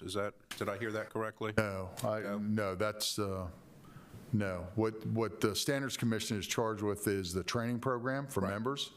The other thing they're charged with is coming up with a physical fitness test and assessment, a yearly assessment, and the statewide matrix. Right, okay. I've seen drafts of. I saw that months ago, and I haven't, no more information out of them. They were assigned a lot of responsibilities, quite frankly, and they had a lot to begin with, quite frankly. I sat on the very first Police Standards Commission, and I sat on the commission, or the Standards Commission, for a number of years, and came off last year. But the role of that changed, and of course, the legislature added more to it. But I'll make a phone call. I haven't talked to them for a few days, and see what I can find out if they have an idea what that's going to look like. And Thank you, Sheriff. that way you could tell your prospective board members expect. The good thing is they're experienced with the use of Zoom or WebEx or whatever to provide training, so hopefully they'll go in that direction and not drive the 105 miles from Leonardtown to Sykesville. I don't think they're ever going back to that. I mean, you can still take everything online, so. Okay. Centralized training for that. Thank you, Commissioners, for the Mitch, any input. other questions? Thank you very much, Sheriff, for your input. Very valuable. Anything else? Okay, so our direction is to make those changes and bring it back next week, so no motion right now. That can be done. Thank you. Thank you, Commissioners. Okay, next we go right into county administrator time. Thank you, Commissioners. And first up, we'll have the draft agendas for March 22nd and March 29th. And on Tuesday, March 22nd, you'll start at your normal time, 9 a.m., and the invocation and pledge by Commissioner Hewitt, approval of the consent agenda, and then a proclamation for National Agriculture Day, followed by county administrator time, commissioner time, closed session for personnel and real property. You'll adjourn and then come back at 1:30 for the budget work session. And then on March 29th, start at your normal time at 9 a.m. You'll have the invocation and pledge by Commissioner O'Connor, the approval of the consent agenda. And then at 9:05, you'll have 4 commendations on the retirements of Major Michael American, Captain Richard Gray, Sergeant Mark Porter, and Earl Young. And then at 9:15, you'll have the Department of Land Use and Growth Management public hearing for the proposed amendment to the 2010 Comprehensive Plan Land Use Map to change the land use from rural preservation to rural commercial, and to change the zoning map from rural preservation to rural commercial limited zoning district for property located at 41170 Oakville Road in Mechanicsville. And then at 9:35, Department of Finance for the fiscal year 2023 recommended budget, county administrator time, followed by commissioner time, and then you would adjourn. And first up on the county administrator, agenda is the Department of Public Works and Transportation for the UM-UAS donation. And I saw the director here as well, and some other people. Jim Gotch and Allison Swint from the Department of Public Works and Transportation, and Mr. Gotch can hopefully introduce his guests. Yes. Mr. Sassaro, how you doing today, Matt? Yeah, thank you for your patience. Well, good morning, guys. Good morning again. I have two awesome things. It's been a heavy meeting already, so these are two great things we're bringing to you today. The first up is a wonderful gift that we're receiving from the University of Maryland, a UAS system. So let me read to make sure I don't mess this up. So what we're recommending the commissioners to do is accept the donation for the retired UAV Solutions Talon 240G unmanned aircraft systems vehicle to suspend in the Walter Francis Duke Airport Terminal, and to sign the related document that accepts the agreement transferring the UAS to us. And I could read you the background, but we have the experts of experts here today. So we have Jim Alexander and Matt Scassaro, who have a PowerPoint presentation for you. Good morning, Commissioners. I'm Jim Alexander. I'm the project manager at the University of Maryland Unmanned Aircraft Systems Test Site. I'm also the chair of the County Airport Advisory Board, so glad to be here this morning. Thank you. Next slide, please. University of Maryland is donating a Talon 240G UAS for display in the airport terminal. The Talon 240G was one of our first UAS, but it's been retired now. It's older technology. The picture here shows it flying at 3,000 feet over the eastern shore of Maryland back in 2016. We believe it'll make a unique addition to the terminal building to represent the high technology work that goes on there at the airport, and particularly as more people visit the terminal building in the future with the opening of a restaurant there, hopefully in the coming year. Mm-hmm. Next slide, please. So as referenced in the most recent Airport Advisory Board annual report that was issued in January, something else that may attract more visitors to the terminal is the promise of advanced air mobility, or AAM, where electric vertical takeoff and landing, or eVTOL aircraft, will serve as air taxis to connect remote hubs to urban centers or large airports. Vertiports will be needed for these takeoff and landing locations for advanced air mobility, and small airports like St. Mary's Regional are well positioned to capitalize on the expected demand because the flight operations infrastructure is already in place and the expertise is there as well. The airport is within a short distance of thousands of local passengers in Southern Maryland who could benefit from quick, quiet, economical travel to DC, Baltimore, Richmond, or the Eastern Shore, for example. Imagine a 30-minute flight, eVTOL flight to BWI as the start of your business trip, or to Ocean City for a day at the beach. Much more convenient and relaxing than the long drive we'd all currently have to make without eVTOL. A vertiport could also be a new source of revenue for the Aeropark Innovation District and make St. Mary's Airport a key location in the Chesapeake UAS route network, which is currently under development and which Matt will discuss here in a moment. So we recommend the county start considering and planning for this advanced air mobility opportunity now. The major issue to resolve would be the electric charging infrastructure that would have to go into the airport, but we're confident that could be worked out fairly straightforward with probably with SMECO's assistance. The FAA has already released a draft engineering brief on vertiport design, both for airport managers and for AAM operators. So that draft document already exists, and the Department of Public Works and Transportation already has that. The FAA is also holding a virtual industry day on March 29th, 2 weeks from today, to discuss that draft, so it may be valuable for county participation in that virtual industry day. Let me turn it over to Matt Scassaro for the remainder. Good morning, Commissioners, and thank you very much for your interest, your time, and especially your support of everything the University of Maryland's been doing with the UAS test site and now with the new Matrix Lab and the Smart Building. Next slide, please. As Jim mentioned, we're really focusing on future support of endeavors as we bring technology to the county and as the county continues to exercise their role nationally as leaders in this technology. The next project I'm going to be talking about, as Jim mentioned, is the Chesapeake UAS route network. A few states, North Dakota, New York, Virginia have done segregated corridors in their states. What we're looking to do is focus on this project as a real-time, on-demand, integrated airspace for drones with manned aircraft, doing beyond visual line of sight, flight over people, and supporting commercial operations and public safety, as well as research operations. So it's a very significant effort. We are the only state that is stepping in this direction with this time. We know it's going to be multi-year, multi-phase kind of operation. It's going to be hard, and we're working with the FAA on making this a reality. Next slide, please. And again, our focus is to make this real today. We're going to be supporting commercial operations by the end of this year. We're looking to fly operations. The idea here is that we have several points of interest around the state already of UAS activity, from Aberdeen with the Army Research Lab down through Baltimore City, the College Park area with the main campus of University of Maryland. Eastern Shore, we have Crisfield, Salisbury, Wallops Island with the offshore warning areas out that direction. And then, of course, down here in southern Maryland, besides Patuxent River Naval Air Station, we have our airport, we have Indian Head and Dahlgren. So the idea is that we connect these up with what you see on the screen, a notional route network. But there's going to be nothing notional about the operations.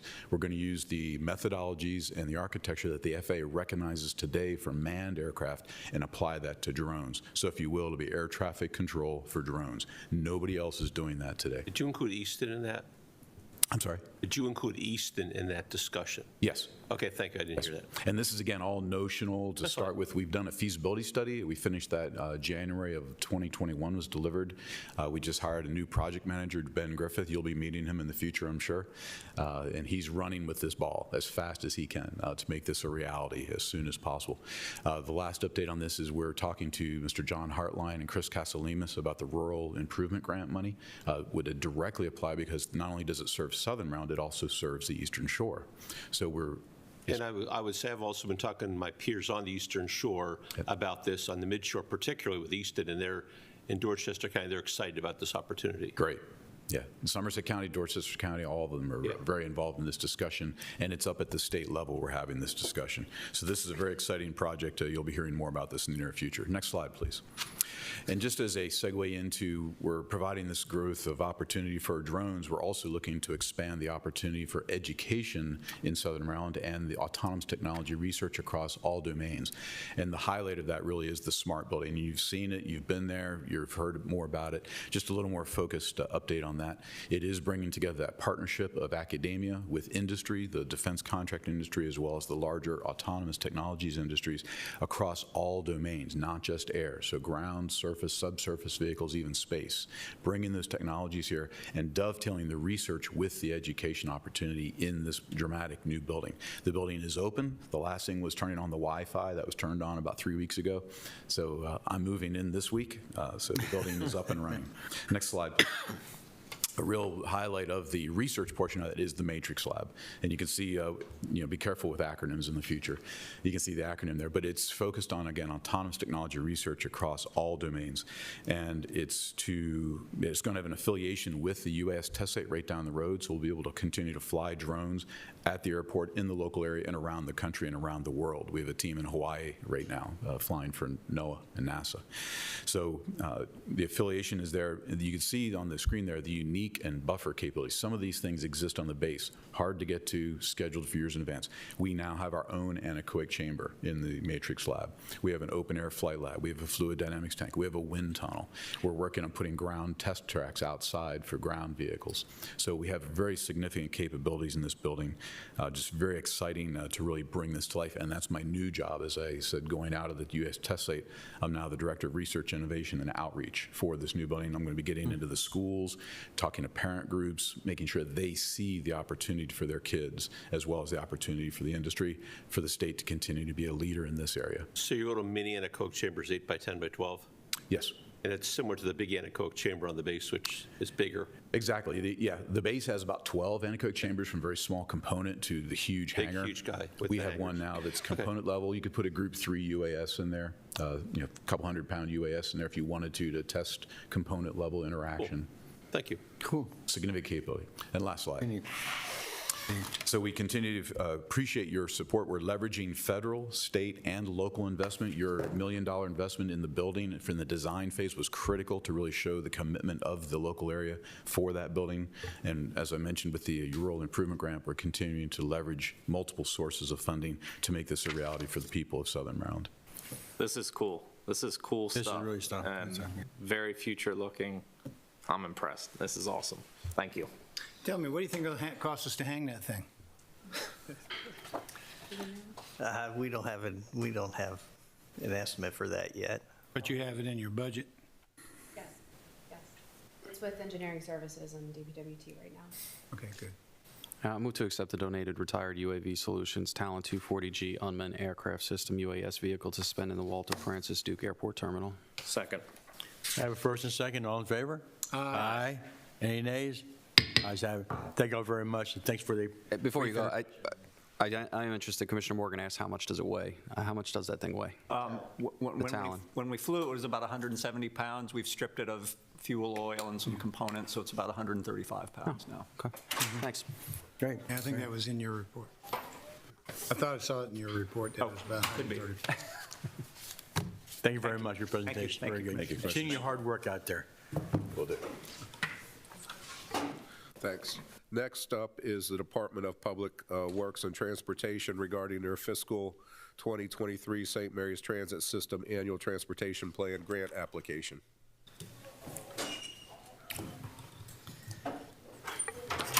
Okay, the second thing we're bringing is from Maryland Department of Transportation. It's grant funding again, so another good thing. We're getting money from the state. Good.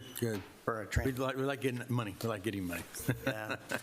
This afternoon I'll ask for money, but this morning we're getting money. So again, we're going to recommend to the commissioners that you approve the 2023 Maryland Transit System Annual Transportation Grant application to the Maryland Transit Administration in the amount of $3,228,210 for operating and capital programs, and authorize the department director to submit the ATP electronically, consistent with the reviewed documents reviewed by the commissioners of St. Mary's County, and authorize the commissioner president to sign any related documents.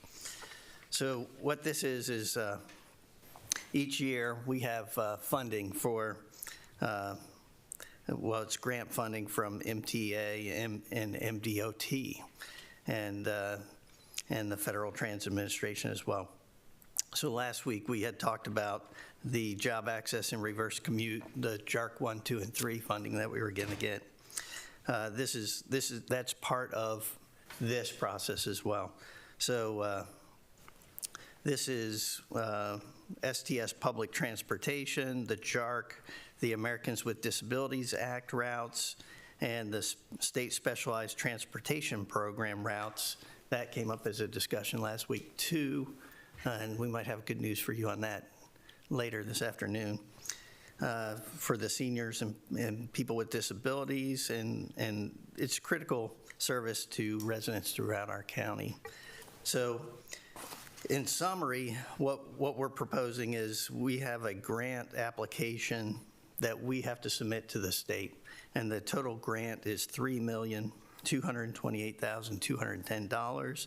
Of that, the federal and state share that they're kicking in is $1,498,780, and then our local share is $1,729,430. Do we have any, I tried to read this thing, but it's pretty thick. But my point would be, is do we have anything on these bus stops? Are we getting anywhere with bus stops? Commissioner Hewlett, I'm glad you asked. Thank you. I came prepared. Thank you. There you go. I like it. Well, when Just we gonna took start delivery for our first 75. Oh, hold on. You get a Hold that back there. Oh, okay. Well, Could I see, please? yes, of course. Thanks a lot. Yes. Yes. So we just took delivery late last week of the first 75. We do have a hiccup in State Highway with our permit application. It failed to go to their traffic department a year ago. So we are rectifying that. It is with their traffic department now. As soon as we receive that permit back, it will go to our highways division, at which point we will put these signs in the ground per the locations that are outlined in their traffic plan. So not too much longer. We're making headway after this. So this will go on the 235, Chancellor's Run, Great Mills Road, and then curve around to Leonardtown. Those are our first 75 stops, primarily the central part of the county. And then after that, we will do the next phase, which will be the north and the south portions of the county. Okay, above the sign, will there be a bench with a cover of some type at some point in time? Not always. The MPO study addressed 9 additional bus stop shelters for the county to be phased in. Of that, we are piggybacking off Charles County. I did ask Charles County what the status was. Is the solicitation is still under review with MTA. How many bus stops are we talking about having? 9? 9 additional to the 5 that we currently have. So we would have a total of 14 Yes, bus stops with a bench? with the a cover. shelter, with the full shelter. Okay, good. Move to approve the FY23 St. Mary's Transit System Annual Transportation Grant Application to the Maryland Transit Administration in the amount of $3,228,210 for operating and capital programs, and authorize the Department Director to submit the ATP electronically, consistent with the reviewed documents reviewed by the Commissioners of St. Mary's County, and authorize the Commissioner President to sign any related documents. Second. I have a first and second. All those in favor? Aye. Aye. Any disapproval? Ayes have it. Thank you. Thank you all very much. Thank you. Thank you, Commissioners. Next on the agenda is Department of Recreation and Parks, Travel, Tourism, and Outdoor Recreation Program application. Art Shepard presenting. Ms. Stone with him. Good morning. Morning. Morning. I'm asking you for authorization of an online grant application submittal. This is a great opportunity through the Department of Commerce and Economic Development Administration and Tourism. This is a grant application that would provide the direct funding for the cost of a boat vessel, boarding ramps, and potential transportation of getting the vessel here in the amount of $219,000. So you can see how wonderful an opportunity that is to have access a boat to the island for people of all abilities. So I'm asking for your approval to submit that online grant application. I move to approve Recreation and Parks submittal of an online application for grant funding for a new water taxi through the U.S. Department of Commerce Economic Development Administration's American Rescue Plan, Travel, Tourism, and Outdoor Recreation Program. Second. Discussion. Will we be responsible for administering it? So we'll have to hire the taxi operator and... Yeah, and that's already there. Yeah. We're So operating to there'll be no additional expenses above what we have going on now? Correct. Correct. Ongoing maintenance, but Yeah. We'll have to take care of our boat, sure. yeah. Is this repairing the loading ramp on the island? Is part of this fund? No. No. That's an additional $680,000 program and project that we're And that's working on. being handled right now to get that repaired? DNR is working on that with us. Okay. And They're hopefully. still working on it. We don't know any, Yes. we don't have any We don't timing know on anything it. about that. Mm-mm. Okay. No, the people piers are good. That's the loading. This is all the people stuff here, I understand This is all that. I'm just curious about that, the Would you storm expect damage that- that was done. Pardon? I'm sorry, go ahead. The storm damage that was done, okay. Would you expect the taxi to be up and running by this summer? This summer? Yeah, look, I'm That optimistic. purchase won't be made and ready to go this summer, will I it? thought it said potentially by the middle of this summer. That's right. Yes, I think potentially by the middle of the summer. Potential. It depends on whether we locate an existing boat that we can move here or if we Okay, end up okay. having one built. Yeah, it's good. But there are, Like your optimism. yeah. We're optimistic. The long story short is a necessity to be able to get the handicapped folks out to the island, to see what's out there, et cetera, and how we get there, and the sooner we get there, the better. Yeah, no, I agree. Yes, thank Well on you. the way. So if you find a boat in the next few weeks, it might be the beginning of the summer. You just never know. Right. Yeah, I understand. Thank you very much for working hard on it. Okay, Thank you. we have a first and a second on this? Everybody in agreement? Aye. Aye. Aye. Any opposed? Ayes have it. Thank you very much. Thank you. Next is from the Department of Finance for the Bay District Volunteer Fire Department request for a $460,000 loan under the Fire and Rescue Loan Fund Program. Ms. Jeanette Cudmore presenting. Hello again. Good morning. As of February 28, 2022, the approximately $1.9 million is available in this revolving fund. Currently, there are 7 loans with loan balances ranging from approximately $47,000 to $1.5 million. The Bay District Volunteer Fire Department has requested a loan of $460,000 to assist cost for the purchase of a new 2021 Pierce Arrow XT pumper. The total estimated cost of the vehicle is $756,000. Bay District Volunteer Fire Department has one other loan through the county's revolving loan program with a current balance of $134,907. This loan was approved in 2016. Based on the audited financial statements for the past 3 years and other required loan documents required in the Fire and Rescue Revolving Loan Fund application process, the Barrow Bay District Volunteer Fire Department should have the capability to repay the requested loan. The annual debt service on this loan will be about $67,000. The application was submitted to Finance on January 11, 2022. The approval letters for the St. Mary's County Fire Board and the Emergency Services Board were received on February 10th. Once approved by the commissioners, the county attorney's staff is expected to prepare the legal documents for the loan with the execution of the loan schedule for March 23rd. I move to approve and authorize staff to prepare the necessary loan documents for a 7-year loan for the Bay District Volunteer Fire Department in the amount of $460,000 from the Fire and Rescue Revolving Loan Fund to assist in the purchase of a new 2021 Pierce Arrow XT pumper, and authorize the Commissioner President and staff to execute the necessary documents with the understanding that the county attorney will have approved them for legal sufficiency prior to execution of the documents. Second. Discussion. I was at a board meeting of the Bay District Board of Directors a few months back, and they talked about this revolving loan fund that we have, and that it has a max on it. Did you say that was 1.9, something like that? The amount of legislatively approved is $5 million, and currently the amount of money that's been appropriated from our capital improvements program is 4.1, so another $900,000. Once that's been appropriated and we're at that max of $5 million, then the fund truly will be going forward a revolving loan. Okay, I guess where I'm going with this is they indicated that fire equipment is getting more and more expensive. Sure. And does that $5 million ceiling need to be raised? Would you have an opinion on that? If it was to be, and that could be possibly something that needs to be done, it would have to go to Annapolis for approval for that to be lifted. Okay, so will we know by, say, whatever the board looks like sitting up here next year, will we have some idea of what that, because it sounds like we're bumping up against the ceiling. Right. So would that be something? I would think when the county attorney's office puts out the legislative request, at that time, maybe if it's the interest is there, they should submit it so that it can be a part of the legislative items that are submitted. Certainly.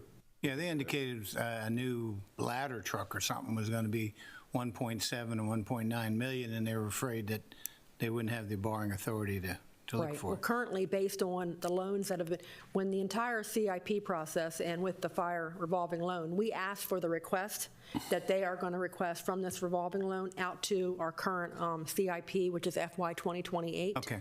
And based on those items that they provided to us back in January, we have enough money in that fund to get us through 2028 with adding $900,000, I think in 26 or 20, in the out years. And so they have enough money to do whatever. But you're right, I mean, but the cost of these items will go up, and that could change what they need to request because of All right, the well, cost. when I see Wayne Johnson, I'll just mention to him that he needs to maybe coordinate with you or whoever the appropriate people are to. Right, and the fire departments and rescue, they need to let us know what loans they need. This one in particular was not a part of the request from last year, so we can move forward with this because there's enough money in there and nobody else came forward with loans. Okay, So, but thank it's you. important, yeah. Anything else, Commissioners? I have a first and second. All in favor? Aye. Any disapprovals? Ayes have it. Thank you very much. Thank you, Ms. Cudmore. Thank you, Commissioners. And next is from the County Administrator's Office to approve the employment contract for the Chief of the EMS Career Operations. And Mr. Steve Walker is here.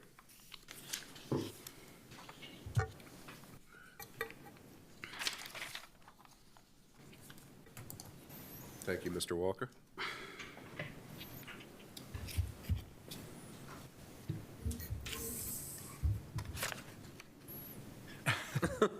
Okay. So our candidate is Mr. George Edlin. He comes from Naval District, Washington. He has served as an EMS chief for them for 8 years. I think he is an excellent candidate, and I think we're ready to move with him, and I would request that you approve his contract. So he seems like a highly qualified candidate, and we're lucky to get him. I think he's very qualified. I think he's ready. So I think it's what we need. So. I move to approve the employment contract for the Chief EMS Career Operations as presented and authorize the Commission President to sign the related documents. Second. Discussion. It seems, Mr. Walker, that how many cars do you have over there now in your department? I think about 10 or 12 maybe.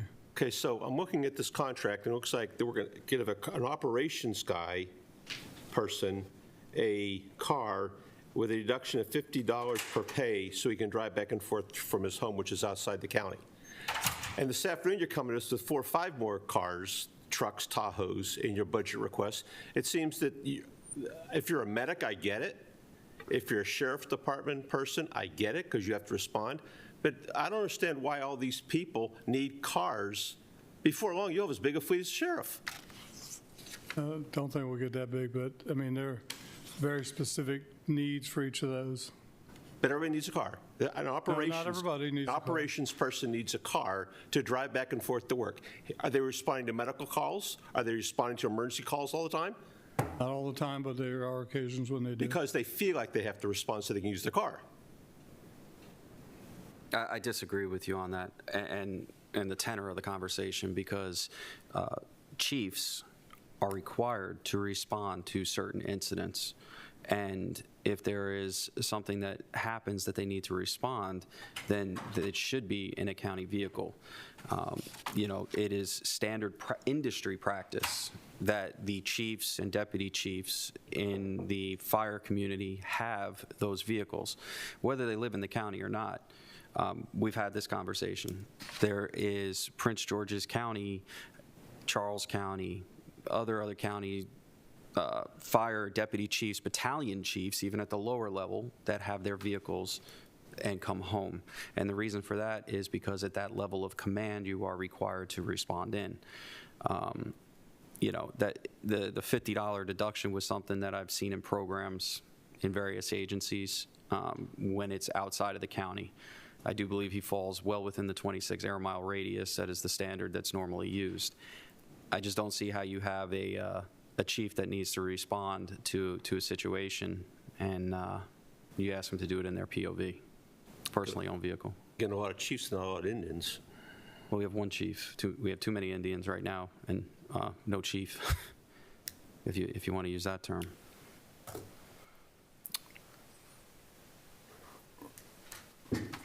That's my commentary. Good commentary. I'm personally, I don't know how we regulate this person or how many miles he uses his vehicle outside of his, from work to home and back. I mean, I don't know, do we check the mileage every 60 days or something? Or, I don't know, we seem to be hiring more and more people outside the county now, and then we give somebody a car. $50 is maybe 1 tank of gas in that vehicle probably, nowadays. Could be less than If that. you get that much. If you get that much. I mean, I just filled my truck up the other day, and it was $70, and I think it's an 18-gallon tank, and it was over $70.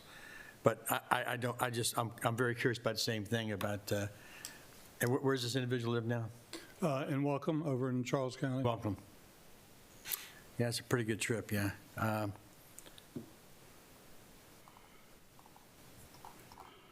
I know you got a good quality guy, believe me. I can't knock that one bit, but you got a great quality guy.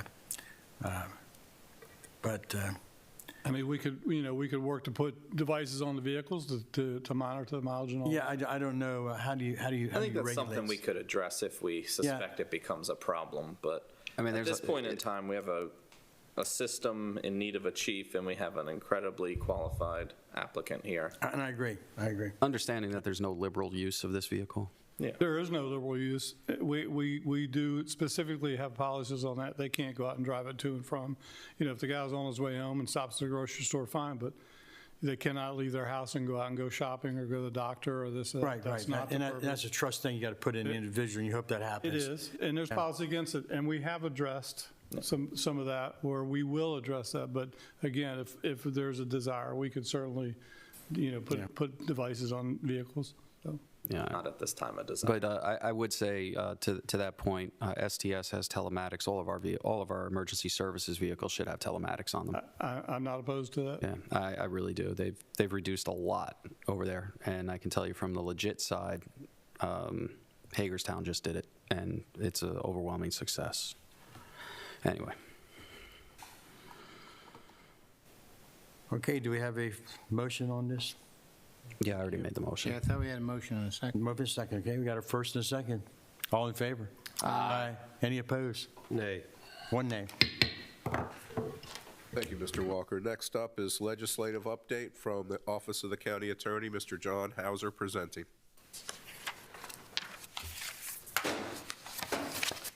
John, I thought your package would get smaller by now. It's gotten still pretty big. It's not what it was on me this morning. Fooled us with the memo, too. Yeah, and you got that memo you stuck in there, geez. All right. First update is where we stand on our remaining bills sought by the Commissioners of St. Mary's County. We've had the HB 527 requiring polygraph examinations come out of the House, passed. It is now making its way through the Senate. We have received an unfavorable report on HB 475, the allowing golf carts on roads where a speed limit is under 35 miles per hour. Don't know any detail. Disappointing. I've heard that. Yeah, don't know any details on that one yet. I know Delegate Clark is on the committee. Can ask him for insight, but that vote to issue it, if unfavorable report, was made unanimously by the committee. They just don't like golf carts. I was there for the last one. Delegate Clark fights, and they just, it was a fight to get Golden Beach through, so I don't know what it is. Of the two remaining, the update to the Human Relations Commission, again, not expecting controversy on that one. There certainly wasn't any at the hearing, neither on the HB 522 for allowing us to charge the actual cost of auctioneer services at the county tax sale auctions. No movement yet either from the change of definition for a newspaper in general circulation, but I've shared what rumors I've heard on that bill before. We received no requests for letters of support or opposition in the last week. That only remains taking through legislation of interest and tracking some items from last week. First, one thing that did come up, HB 1353. We saw this on MACO, the Omnibus Procurement Reform Act. This would change state procurement practices and place any county contracts involving any state funds under new state procurement rules, including appeals processes. That would be without any county contract in which the state contributes any portion of the cost of that contract. The way this law is written, even down to just a cent, would be thrown under these new laws. MACO opposed it for that reason, that this would place county procurement under a much more onerous process than it is right now if there's any commingling of county and state funds. There's a hearing on the House on March 8th. There's no cross-file. Our plan is to track this one and bring it forward to the county commissioner's attention if it does make movement in the Senate. And we can weigh whether to issue a letter of support, opposition, no comment at that time. So we're still talking. Increase the cost of county projects. Yes, it does. This is a killer project. I mean, a killer bill. So I move to oppose HB 1353, Omnibus Procurement Reform Act, OPRA, no pun intended, of 2022, and to approve and authorize Commissioner President Guy to send a letter of support to House and Senate committees for hearings on these bills. Second. Letter of opposition to the bill. Got a first and second. All in favor? Aye. Any opposed? Ayes have it. And what we will do, we will send that letter of opposition to the House committee after the fact, and we will keep one in reserve for the Senate to send if it ever goes to a hearing in the opposite House. Moving on to legislation of interest on Memo 2, which are the only other items. SB 528, the Climate Solutions Now Act of 2022. This received a fairly significant amendment in that schools will no longer be required under this law to retrofit their existing buildings.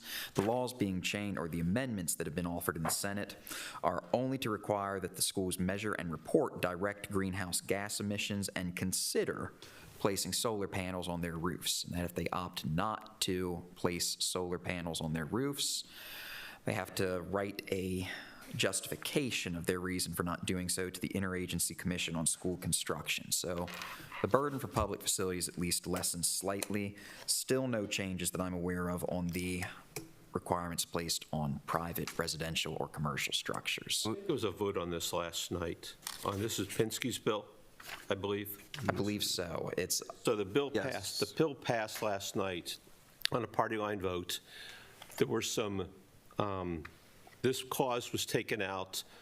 There was a fossil fuel amendment put in that basically says you're going to still use fossil fuels. Couple other nuances along the way. Senator Pinsky think it didn't go far enough. However, with the amendments that Mako had been proposing and some other stuff, it did take a little bit of the gutting of the green out of it. It still makes it pretty green, but it's not as green as originally proposed. True. And the other update is on SB 726/HB 1187. This is the transportation, the reallocation of highway user revenues across the municipalities, counties, state. I know Commissioner President Guy and Commissioner Morgan, you both testified on the Senate and House versions of this, one each. The day after testimony, the House bill was passed with amendments that would drastically reduce the highway user revenues that this bill would have reallocated to the county. Whereas previously they were going to restore the quote-unquote original full funding back to 15.3% to be shared among all the counties. They are now going to keep it at the existing 3.2% of highway user revenues to be distributed among the counties, but that will increase by 0.1% through FY 27. It'll increase by 0.1%. I'll just use my commissioner time now to address if that's okay. Did our delegates vote for that? Well, let me finish, please. So anyhow, the House Environmental Committee voted unanimously to increase this by 0.1% through 2027 and are advocating, excuse me, that we face a fiscal cliff in 2027. They're being fiscally prudent at this point in time. It hasn't gone to the House floor yet for a vote. When I went up last Wednesday to vote on SB 726, I can tell you that every major leader in the state of Maryland from jurisdictions was present testifying in support of the highway user revenue bill. There's a hearing today tangentially to SB 726 is taking place that SB 726 has not yet been voted on by the Senate. The hope in Mako in conversation last night was going to be that they would address a compromise somewhere in between, because if you look at the numbers, just so citizens are aware of what you're getting taken for. Currently, we get $2.1 million in highway user revenue back to the county. It's $1.9 million for us and $200,000 for Leonardtown. If it was full under the old rules, we would get $9.9 million with $300,000 going to Leonardtown. And under the House bill now, we will get up to $2.5 million, and $200,000 will go to Leonardtown. Now, when I did the calculation since I came into office, we're about $75 million short on highway user revenue. So there's a curmudgery, and what the compromise, I don't know what it's going to be that Mako's trying to say is, we will try our very best to get more money back from the Senate bill that would then go to conference to compromise on. But then the argument that they can't seem to address is we all want to get electric vehicles, and we with all these tax credits for electric vehicles. Well, the problem here is with gas prices spiking so high, Electric vehicles pay no highway user revenue, but we want more electric vehicles on the car that tear up the roads, but they don't have to pay a tax. And then if you go into some of the debates that's going on now, yes, we realize the price of gas is very high, and it's been rising for well over a year, year and a half, based upon supply constraints and various moves. It doesn't have a lot to do with the war in Russia. I'm sorry that just seems to be a narrative out there. But at the same time, we every year have a gas tax, which most people just don't see. But every year in July, a gas tax is imposed by the state of Maryland on gas, and it goes up by a consumer price index. So nominally it's 2 to 3%, which really is pennies then on the gallon that you really just don't see. But now the consumer price index with inflation might be somewhere between 7 and 8%.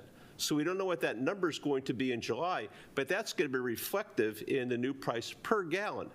So while the federal guys are saying, the state guys say, let's just suspend the gas tax for a month or 2 months to make us feel good, the real money is hidden in that highway user revenue that continues to go up the road that we don't receive back.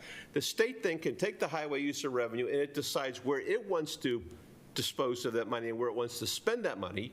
And the county then, we are shorted our revenues. So when you come back to the Board of Commissioners and we have to do overlays, or we have to do striping, or we have to do tar and chip, or we have to do emergency snow removal, that comes out of our budget. So it's just not fair. It's just not fair. And highway user revenue has been one of those ones that the state has attacked for years to take money from us that we pay our taxes on and use it for their discretion for projects that they see fit. So half my commissioner time is now done, Mr. Guy. Thank you. Well, he testified, I testified on the other bill, and every jurisdiction that was on there voting, they voted for highway user fund being restored, except for MDOT. MDOT didn't make statement that if this fund was taken out of their budget, they would have to be billions out and would jeopardize some of their major projects that they're working on now. But they're the only ones I know that opposed, and unfortunately didn't even get out of committee. I don't think he went to the floor. Let's just hope that a suitable compromise can be struck with the Senate and then go back to the House in conference. We hope so. So the only other things I would note is that, as Commissioner Morgan points out, the Senate has not taken any activity on the bill yet. In the House, Commissioner Colvin, you asked if any members of our delegation voted for it. There has been no vote by the House as a whole, only a vote within the committee, Environment and Transportation Committee, which did vote to adopt these amendments unanimously. Only other two things I would note about this is that the one bit of relief that's in here is that the quote-unquote fiscal cliff, a point at which that county share of highway user revenues would have further dropped from the existing 3.2% to its pre-2010 levels of 1.5%. That cliff has been pushed back a further 2 years from fiscal year 25 to fiscal year 2027.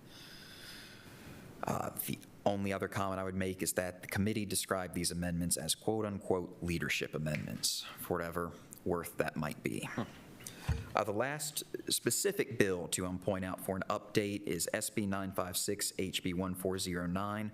This we talked about, I believe, last week. It would add health officers, election administrators, and public employees responsible for inspecting and enforcing housing and building codes to the list of public officials against whom it is illegal to issue a threat. And Commissioner O'Connor, you last week did question that you wanted us to look into what the exact definition of a threat is and state with more particularity what this would mean. And what this bill does is it, rather than other iterations or variations of this law that have been issued that talked about health officers specifically, this just adds those three categories of public officials to the existing list of public officials against whom it's illegal to issue a threat under Criminal Law 3708. That means it has the exact same case law and stands as a threat against them that already exist in law. So among other things, this threat would have to be one that a reasonable person, if it's delivered, would actually believe it communicates a serious intent to harm, that this person actually has to have some means, or someone would have to believe, a reasonable person would have to believe, they have means to actually act upon this threat, and that in the totality of the circumstances that, a threat is just that. It's an actual threat to cause physical harm and would be believed by a reasonable person to be such. There's no hearing date for the House yet. The Senate hearing is on 3/16, and MACO does support both bills. We can issue letter of support, stay neutral, whatever the commissioners might prefer. Stay neutral. Understood.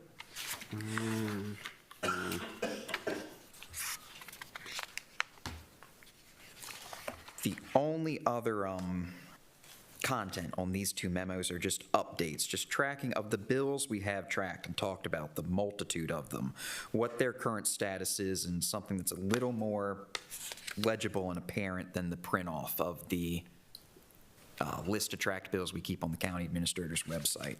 And for the commissioner's convenience, it's just there the tracked bills that have crossed over to the opposite chamber, so have passed their original house, bills that have been voted out of committee, and other bills that are still in their original house of origination, but might be at second or on third reading along with amendments.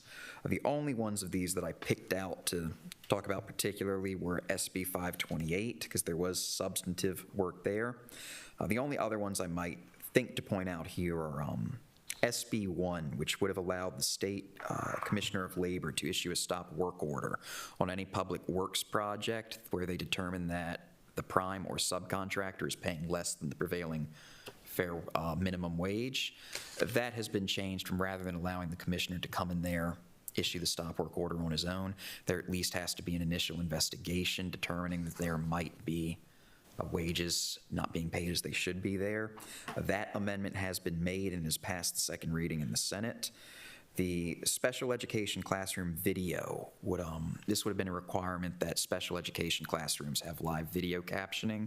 That has been changed from a requirement across the state to the amendments now create it just as a pilot program to try this out in a few classrooms and perhaps revisit it in future years, seeing how that pilot program goes. The only other thing then was of particular interest to St. Mary's County and Southern Maryland in general, SB 378, HB 646, the $900,000 per year funding increase for the Southern Maryland Agricultural Development Commission. There's a notation on the MGA's website that it was reported favorable with amendments out of committee. Looking at the text that actually made it out of the Senate, though, I do not see any amendments made on there. It still looks like it's just the same $900,000 from the cigarette restitution fund being added into SMADC's Isn't Senator revenues. Jackson sponsoring that? Yes. And he's on appropriations? Yeah, we're okay. Other than that, if any other laws that weren't mentioned are of interest or have questions about, I can field those right now, answer to the best of my abilities, or get back to commissioners. Otherwise, that is my only planned update. Thank you. Anything else, commissioners? I would say I was at an event Thursday night over in Prince Frederick, and Delegate Morgan was mentioning to me that the filing deadline for filing for office may be extended to April 22nd, or it could be April 30th. Not sure what that is. But my question to you, Mr. Hauser, would be, can you maybe take a look at that? Because we know there's supposed to be a court case, I think, March 21st, so it looks like the March 22nd deadline may be in flux, and that also could impact the primary election date. So maybe you can help us with that. I've stayed up to date in the legislative redistricting challenges and the couple of ancillary challenges you're seeing across the state to county redistricting plans in Baltimore County and Montgomery County now have both had challenges met. I've stayed on top of those to monitor them for what reading the tea leaves they might entail for St. Mary's County. Nothing there. I haven't additionally stayed on top of the legislative and congressional redistricting. Where we're at right now is, for the moment, the filing deadline is still set for March 22nd. There are rumors out there, and I've heard them from several places now, that deadline may be pushed back again to, as Commissioner. I mean, we're talking like a week, right? This is the 15th, the 22nd is next Tuesday. Nothing has been made yet. The court case will not be decided before then. What we have coming up on March 21st, in a week or so, are hearings and evidentiary hearings in front of the special magistrate on the legislative redistricting case. His report is still due, I believe, on April 5th is when he said he'll have his report issued no later than. That would tee up the Court of Appeals to make a final decision sometime in towards the end of late April, if they stick on roughly the same schedule as when they adjudicated this in 2012 for that redistricting. So for right now, everything is still the way it is, but we've heard those rumors as well, that both the filing deadline may be pushed back and the primary deadline may be pushed back from currently June 28th to some date in September. I mean, the reason I bring this up is I know people who have filed for office had to sign a piece of paper that said your district could be changed. And if that were the case, then you're filing for the wrong office in case you were redistricted to another district. I mean, it just seems to throw a lot more questions in there than answers. Correct. And you can also imagine a scenario where someone who might be seeking legislative or congressional office in a new boundary might determine their chances are less than what they are right now and could choose to seek, if they're still intent on pursuing public office of some sort, either a county commissioner, county council, something lesser down. So you can see the reasons for doing it, but for right now, that filing deadline is still March 22nd. Next Tuesday. Right. Correct. And the primary is still 28 June right now. For right now. And it's, again, we should know the redistricting, have a decision on that sometime in mid-April. I would imagine, reading the tea leaves as I attempt to, that if the plan is upheld, you'll probably see the primary date preserved where it is. If it's thrown out and the court has to create its own map, then it's much, much, much more likely they will to September. Push that, primary date back to where it was before it was moved up a couple of cycles ago to where it is now. I'm wondering if you can call the Board of Elections, because a friend of mine, that's an attorney that's up in Annapolis today, actually sent me a few messages in reference to the filing deadline and the primary.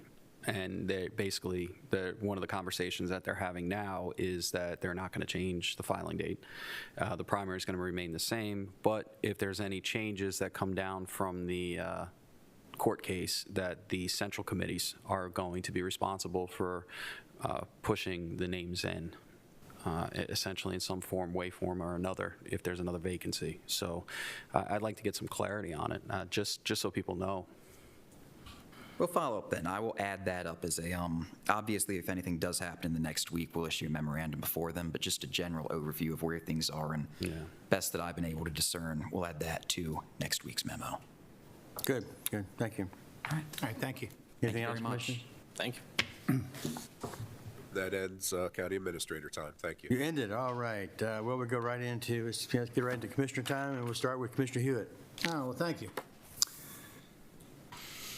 I think it was Saturday night. It was a busy week last week. We went to the Ridge Volunteer Fire Department for the annual Farm Bureau banquet.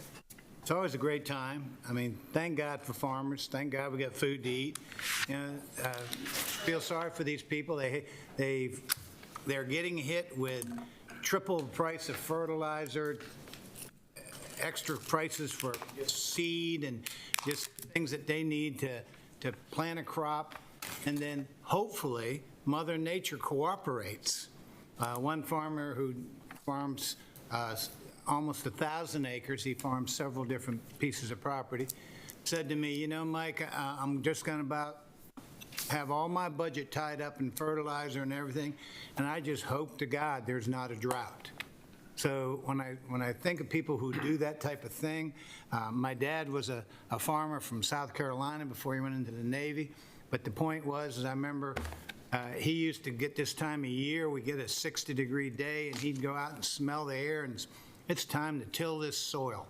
And that's the kind of feeling he had the other night there, sitting with some of the farmers who talked about, you know, they really want to get out there and till those fields and do that farming, and God bless them, and hopefully they'll have the weather they need to have a bumper crop so they can break even.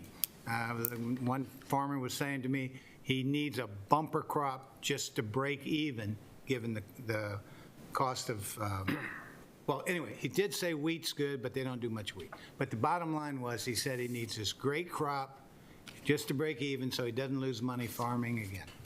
Also went out to the Friday morning for the breakfast for the town of Leonardtown.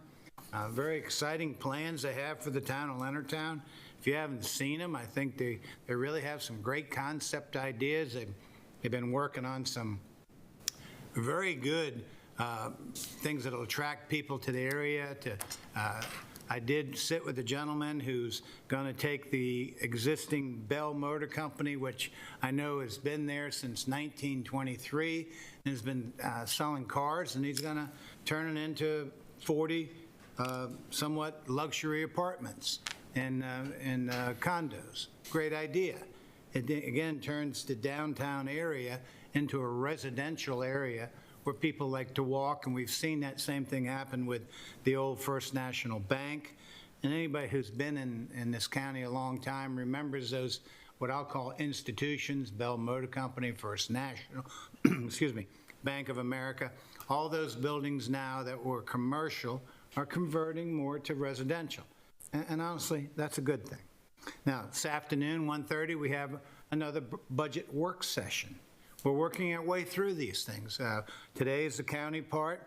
I had a meeting yesterday with some people who were concerned about what had happened last week with different decisions that were made, and were those decisions final?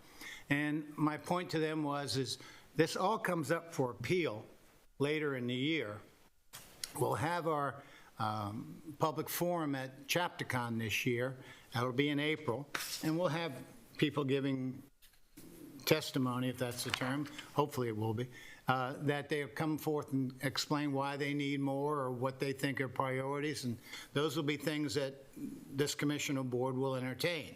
And then we will have 2 more sessions to talk about making any adjustments to the budget. So because we've made our decisions, or made some decisions, don't think it's the final, it's still time. Lastly, 2 groups of people have reached out to me over the past week. I had to miss last Tuesday morning's meeting. I had a doctor's appointment, so I apologize. I had to miss last Tuesday morning's meeting. And in that meeting, there was a discussion about Steerhorn Neck Road in Hollywood. I actually live down past Sodley. I drive past that road twice a day, if not more. And the idea was that we were lowering the speed limit from 50 miles per hour to 40 miles per hour. And I think the justification was that it was 40 mile an hour was the speed limit on Sodley Road, Maryland Route 245. So maybe it was a good idea to be consistent with that and make Steerhorn Neck 40 miles an hour. Well, people who live on that road, and I traveled it on Sunday just to get a feel for it, believe that that road is wide, great sight lines except for the intersection of Steerhorn Neck and Sodley Road. But for the rest of it, that reducing it from 50 to 40 is not a good idea. It's not worth the time. I did listen to the YouTube, or watched the YouTube of the meeting, and there were concerns about enforcement. And when I talked with Sheriff Cameron, he says, well, they have almost no complaints about speeding out there, that their enforcement requests are very minimal. The people who live there kind of feel like the road's fine and why fool with it.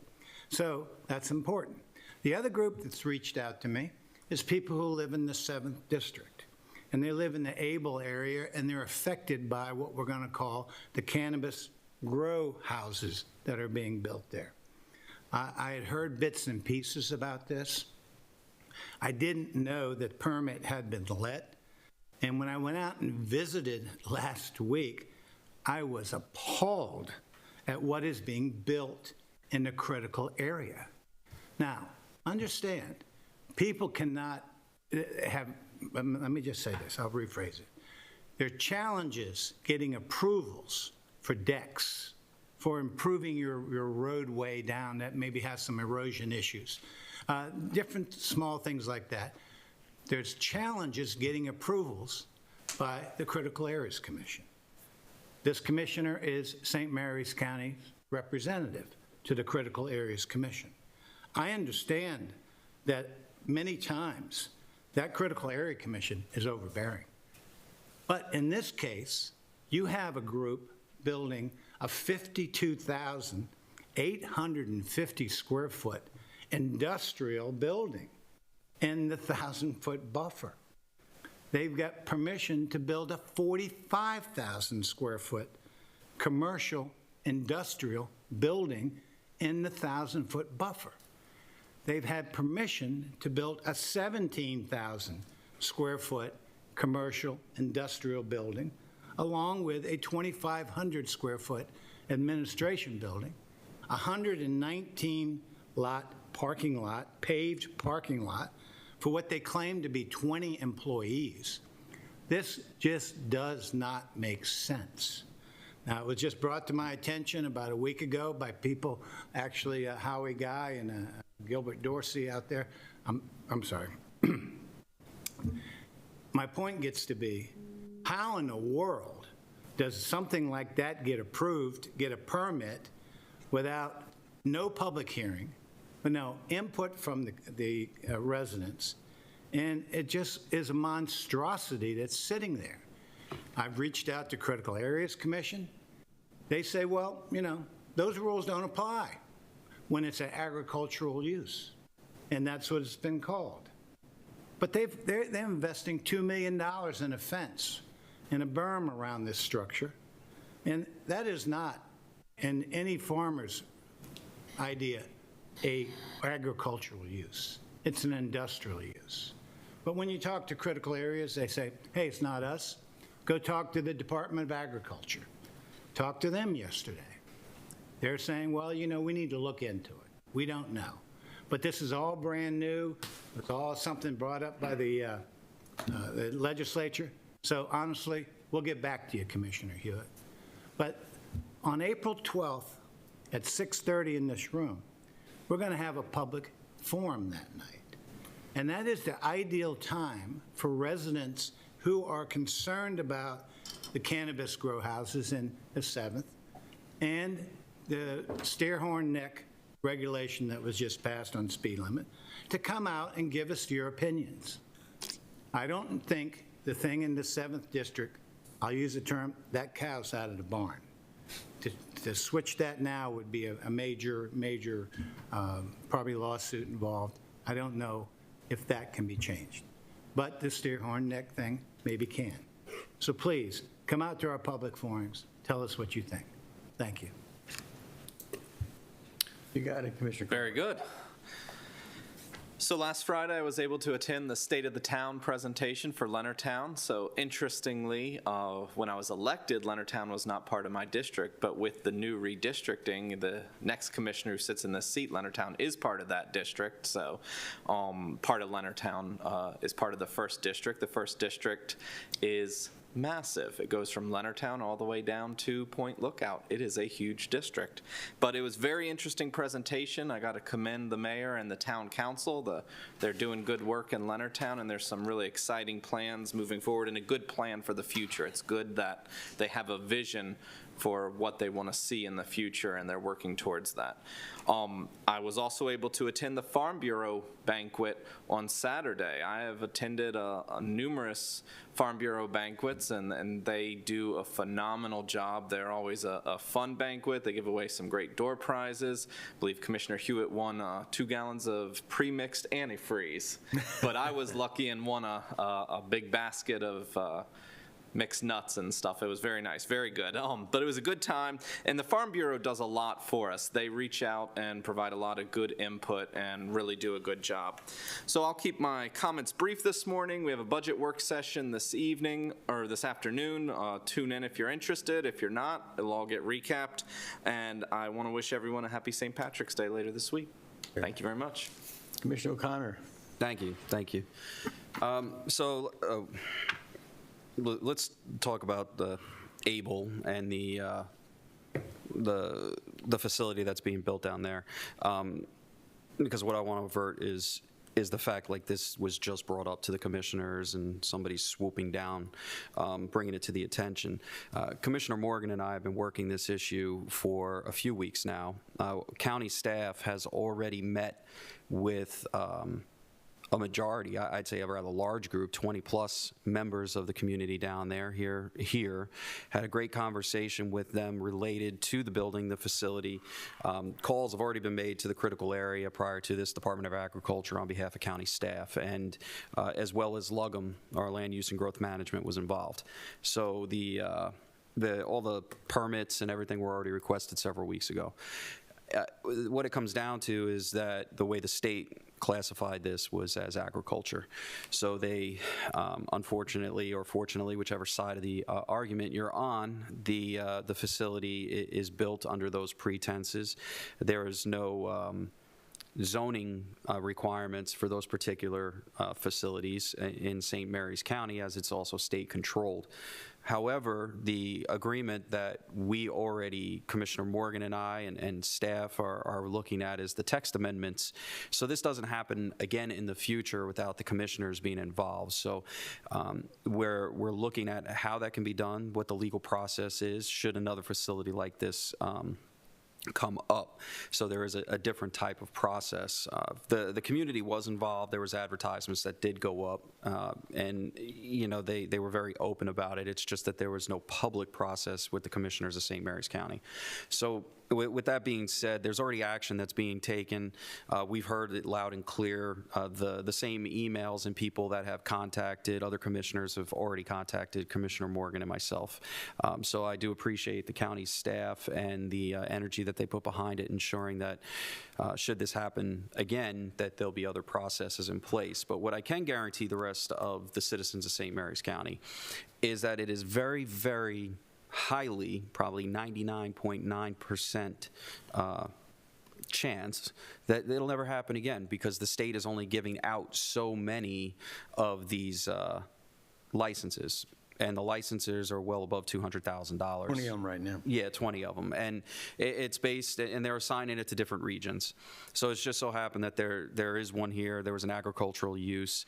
And, you know, there's lots of arguments made on both sides of the argument. There's a lot of misinformation, some of which I've heard already here today, about the industry and about what the facility does and the size of the facility and that. So, you know, part of the process is talking to everybody involved, and that's what our staff did based on our request. So I do appreciate that. While I do understand the arguments from the community there, because looking at it in its current form, it's not the prettiest of sight to see. It definitely isn't. I hope that the individuals that own it will be solid community partners and work through these complaints that are there, ensuring that you know, basically, you know, the cat's out of the bag on this one. It's already a ship has sailed. It can't be rewound. So what's the best way to help the community at the same time? And I understand there's going to be trees that block the entire thing, full-grown trees that are going to be put in, and a berm so you don't have to look at it. So I hope that still holds to be the case. I appreciate all the emails that have come in and the many phone calls from the leaders down in the 7th District, and probably the same ones Commissioner Morgan got. The state of the town was amazing. I think it's truly, truly great, the projects that are going on. It's glad to see Leonardtown putting it into high gear. For many years, there was lots of talks about what they were going to do and just some vignettes, and I think that it's truly amazing to see where the town can go. And on top of that, the Boy Scouts that reached out about a bridge, a footbridge, because they're earning one of their merit badges, and I don't know which one it is. Commissioner Morgan probably does, because he was an Eagle Scout. So with that being said, I had a great conversation with them. 7th District, pretty active. If you want a good fish fry, shrimp, steamed shrimp, 5 p.m. to 7 p.m., Colton Point Road, 7th District Optimist. Great food, amazing people, and you know, you might see me out there. You know, there are lots of people volunteering, helping to get that food out to the people. The lines are always long, so get there early. And then they had the turkey shoot on Sunday, which was great, and had a chance to give away a Remington 870 shotgun to a lucky winner. So good for you. I'm glad to see that they raised a significant amount of money on that. And if anybody wasn't aware, they did pass, the House and the Senate passed the George Walter Taylor Act for PFAS. So that was really important, protecting our firefighters. I do want to say my deepest condolences go out to the friends, family, those that watched and grew up with Scott Razor Ramon Hall, who recently passed. St. Mary's County native. He has a significant amount of family in the area, friends, colleagues, and I know I've seen the many posts about people that grew up with him. So definitely my heartfelt condolences to the families and friends. And a happy note, I'd like to wish happy birthday to Earl Young. And I'm not going to say how old you are, but I will say happy birthday. Enjoy the great weather, and I hope you and enjoy the rest of your day. And, well, too bad it's not a Friday because you could have a birthday weekend, but too bad. Commissioner Morgan. Thank you, Mr. President. So I belabored the point on HB 726, or SB 726 and HB 1187. So moving on, I also went to the Farm Bureau dinner and the Leonardtown dinner. I also bought a raffle ticket. Congratulations to Commissioner Hewitt and Colvin for winning something. There were 4 people on one side of my number and 3 people on the other side of my number who all won something, and I wasn't one of them. So they knew. It was a good donation that I made to the Farm Bureau for their academic and their scholarship program. So that was good, and I also want to thank, Mayor Burris, Lachelle McKay, Ellen Lewis for their great presentation on the future of Leonardtown and what they're doing. Great breakfast, and it was a pleasure and enjoyable time to be there. We had a healthy discussion today on the Police Accountability Board. I want to thank Sheriff Cameron for coming over here and trying to help clarify from the police side what's going on. We'll get there. We'll get this thing working and try to meet the stringent requirements of what the law put in place last year. As Commissioner O'Connor and Hewitt discussed, we have the Grow House out there in Able. I will sit there and say when we organized the meeting, I was able to get 7th District residents, Bruce Young from RC&D, the Health Department was there, the legal was there, the residents were there, Logan was there, and I'm waiting to hear back from what the legal ramifications of all the moving pieces are, because I'm not the lawyer, I'm not the legal guy, I'm not the RC&D guy, I'm not the Health Department guy, but all those players have to come together to give us a picture of where and what the pieces of the puzzle are at the end of the day. Again, as Commissioner O'Connor pointed out, our condolences to the Hall family on the loss of Steve. I was a big WWE, WWF fan years ago with Hulk Hogan. A few other names I can't remember because it's been that long. I've sort of, my distant age has sort of passed me by on that one. We do have something to know. What has changed in this room? Fulton is here. So obviously, COVID is over. He has not said it for a year and a half, but if you'll notice, he has been growing his hair longer. So when he gets his hair cut again, we'll know everything's officially done. But Fulton, welcome back to your cherished seat in the front row. And last but not least, tonight starts March Madness. 2 games tonight, 2 games Wednesday, 32 games Thursday, 32 games Friday.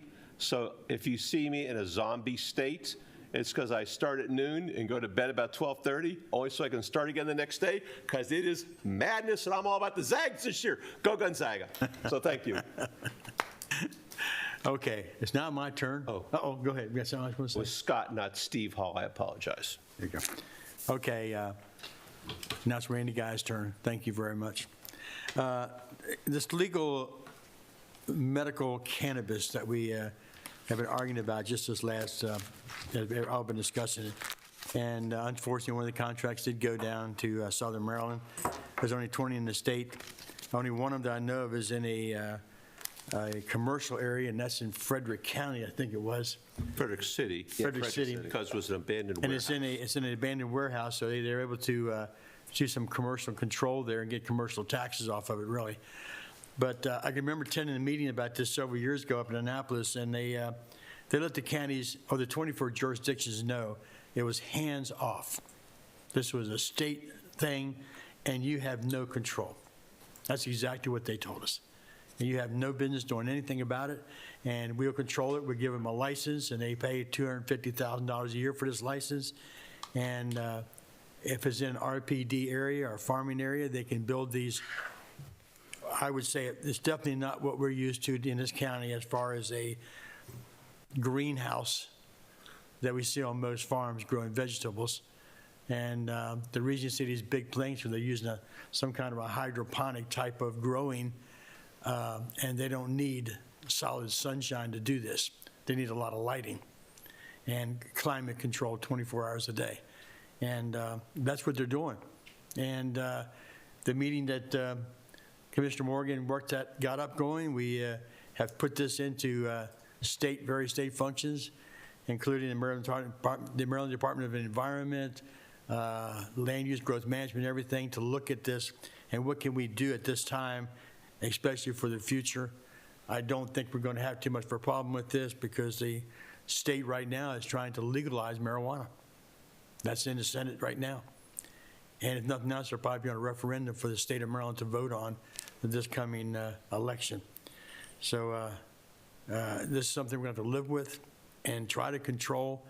I'm sorry for people in the 7th District have to see such as huge buildings going up 50,000 square feet. But unfortunately, as a local representative, we have very little control over it. We're working on it. I don't know how long it's going to take before we finally get answers from the state. But I can assure you need to push the state more than you push us, because that's where it all came down from.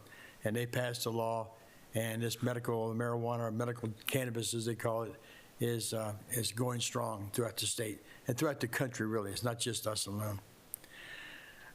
Also, I want to hit on what Commissioner Connor talked about. They do have through Lent down here in the 7th District, we have a fish fry every Friday night, and they put on at the Optimist Field down there. I think it's $7, and you get a nice fried fish dinner to take home and enjoy.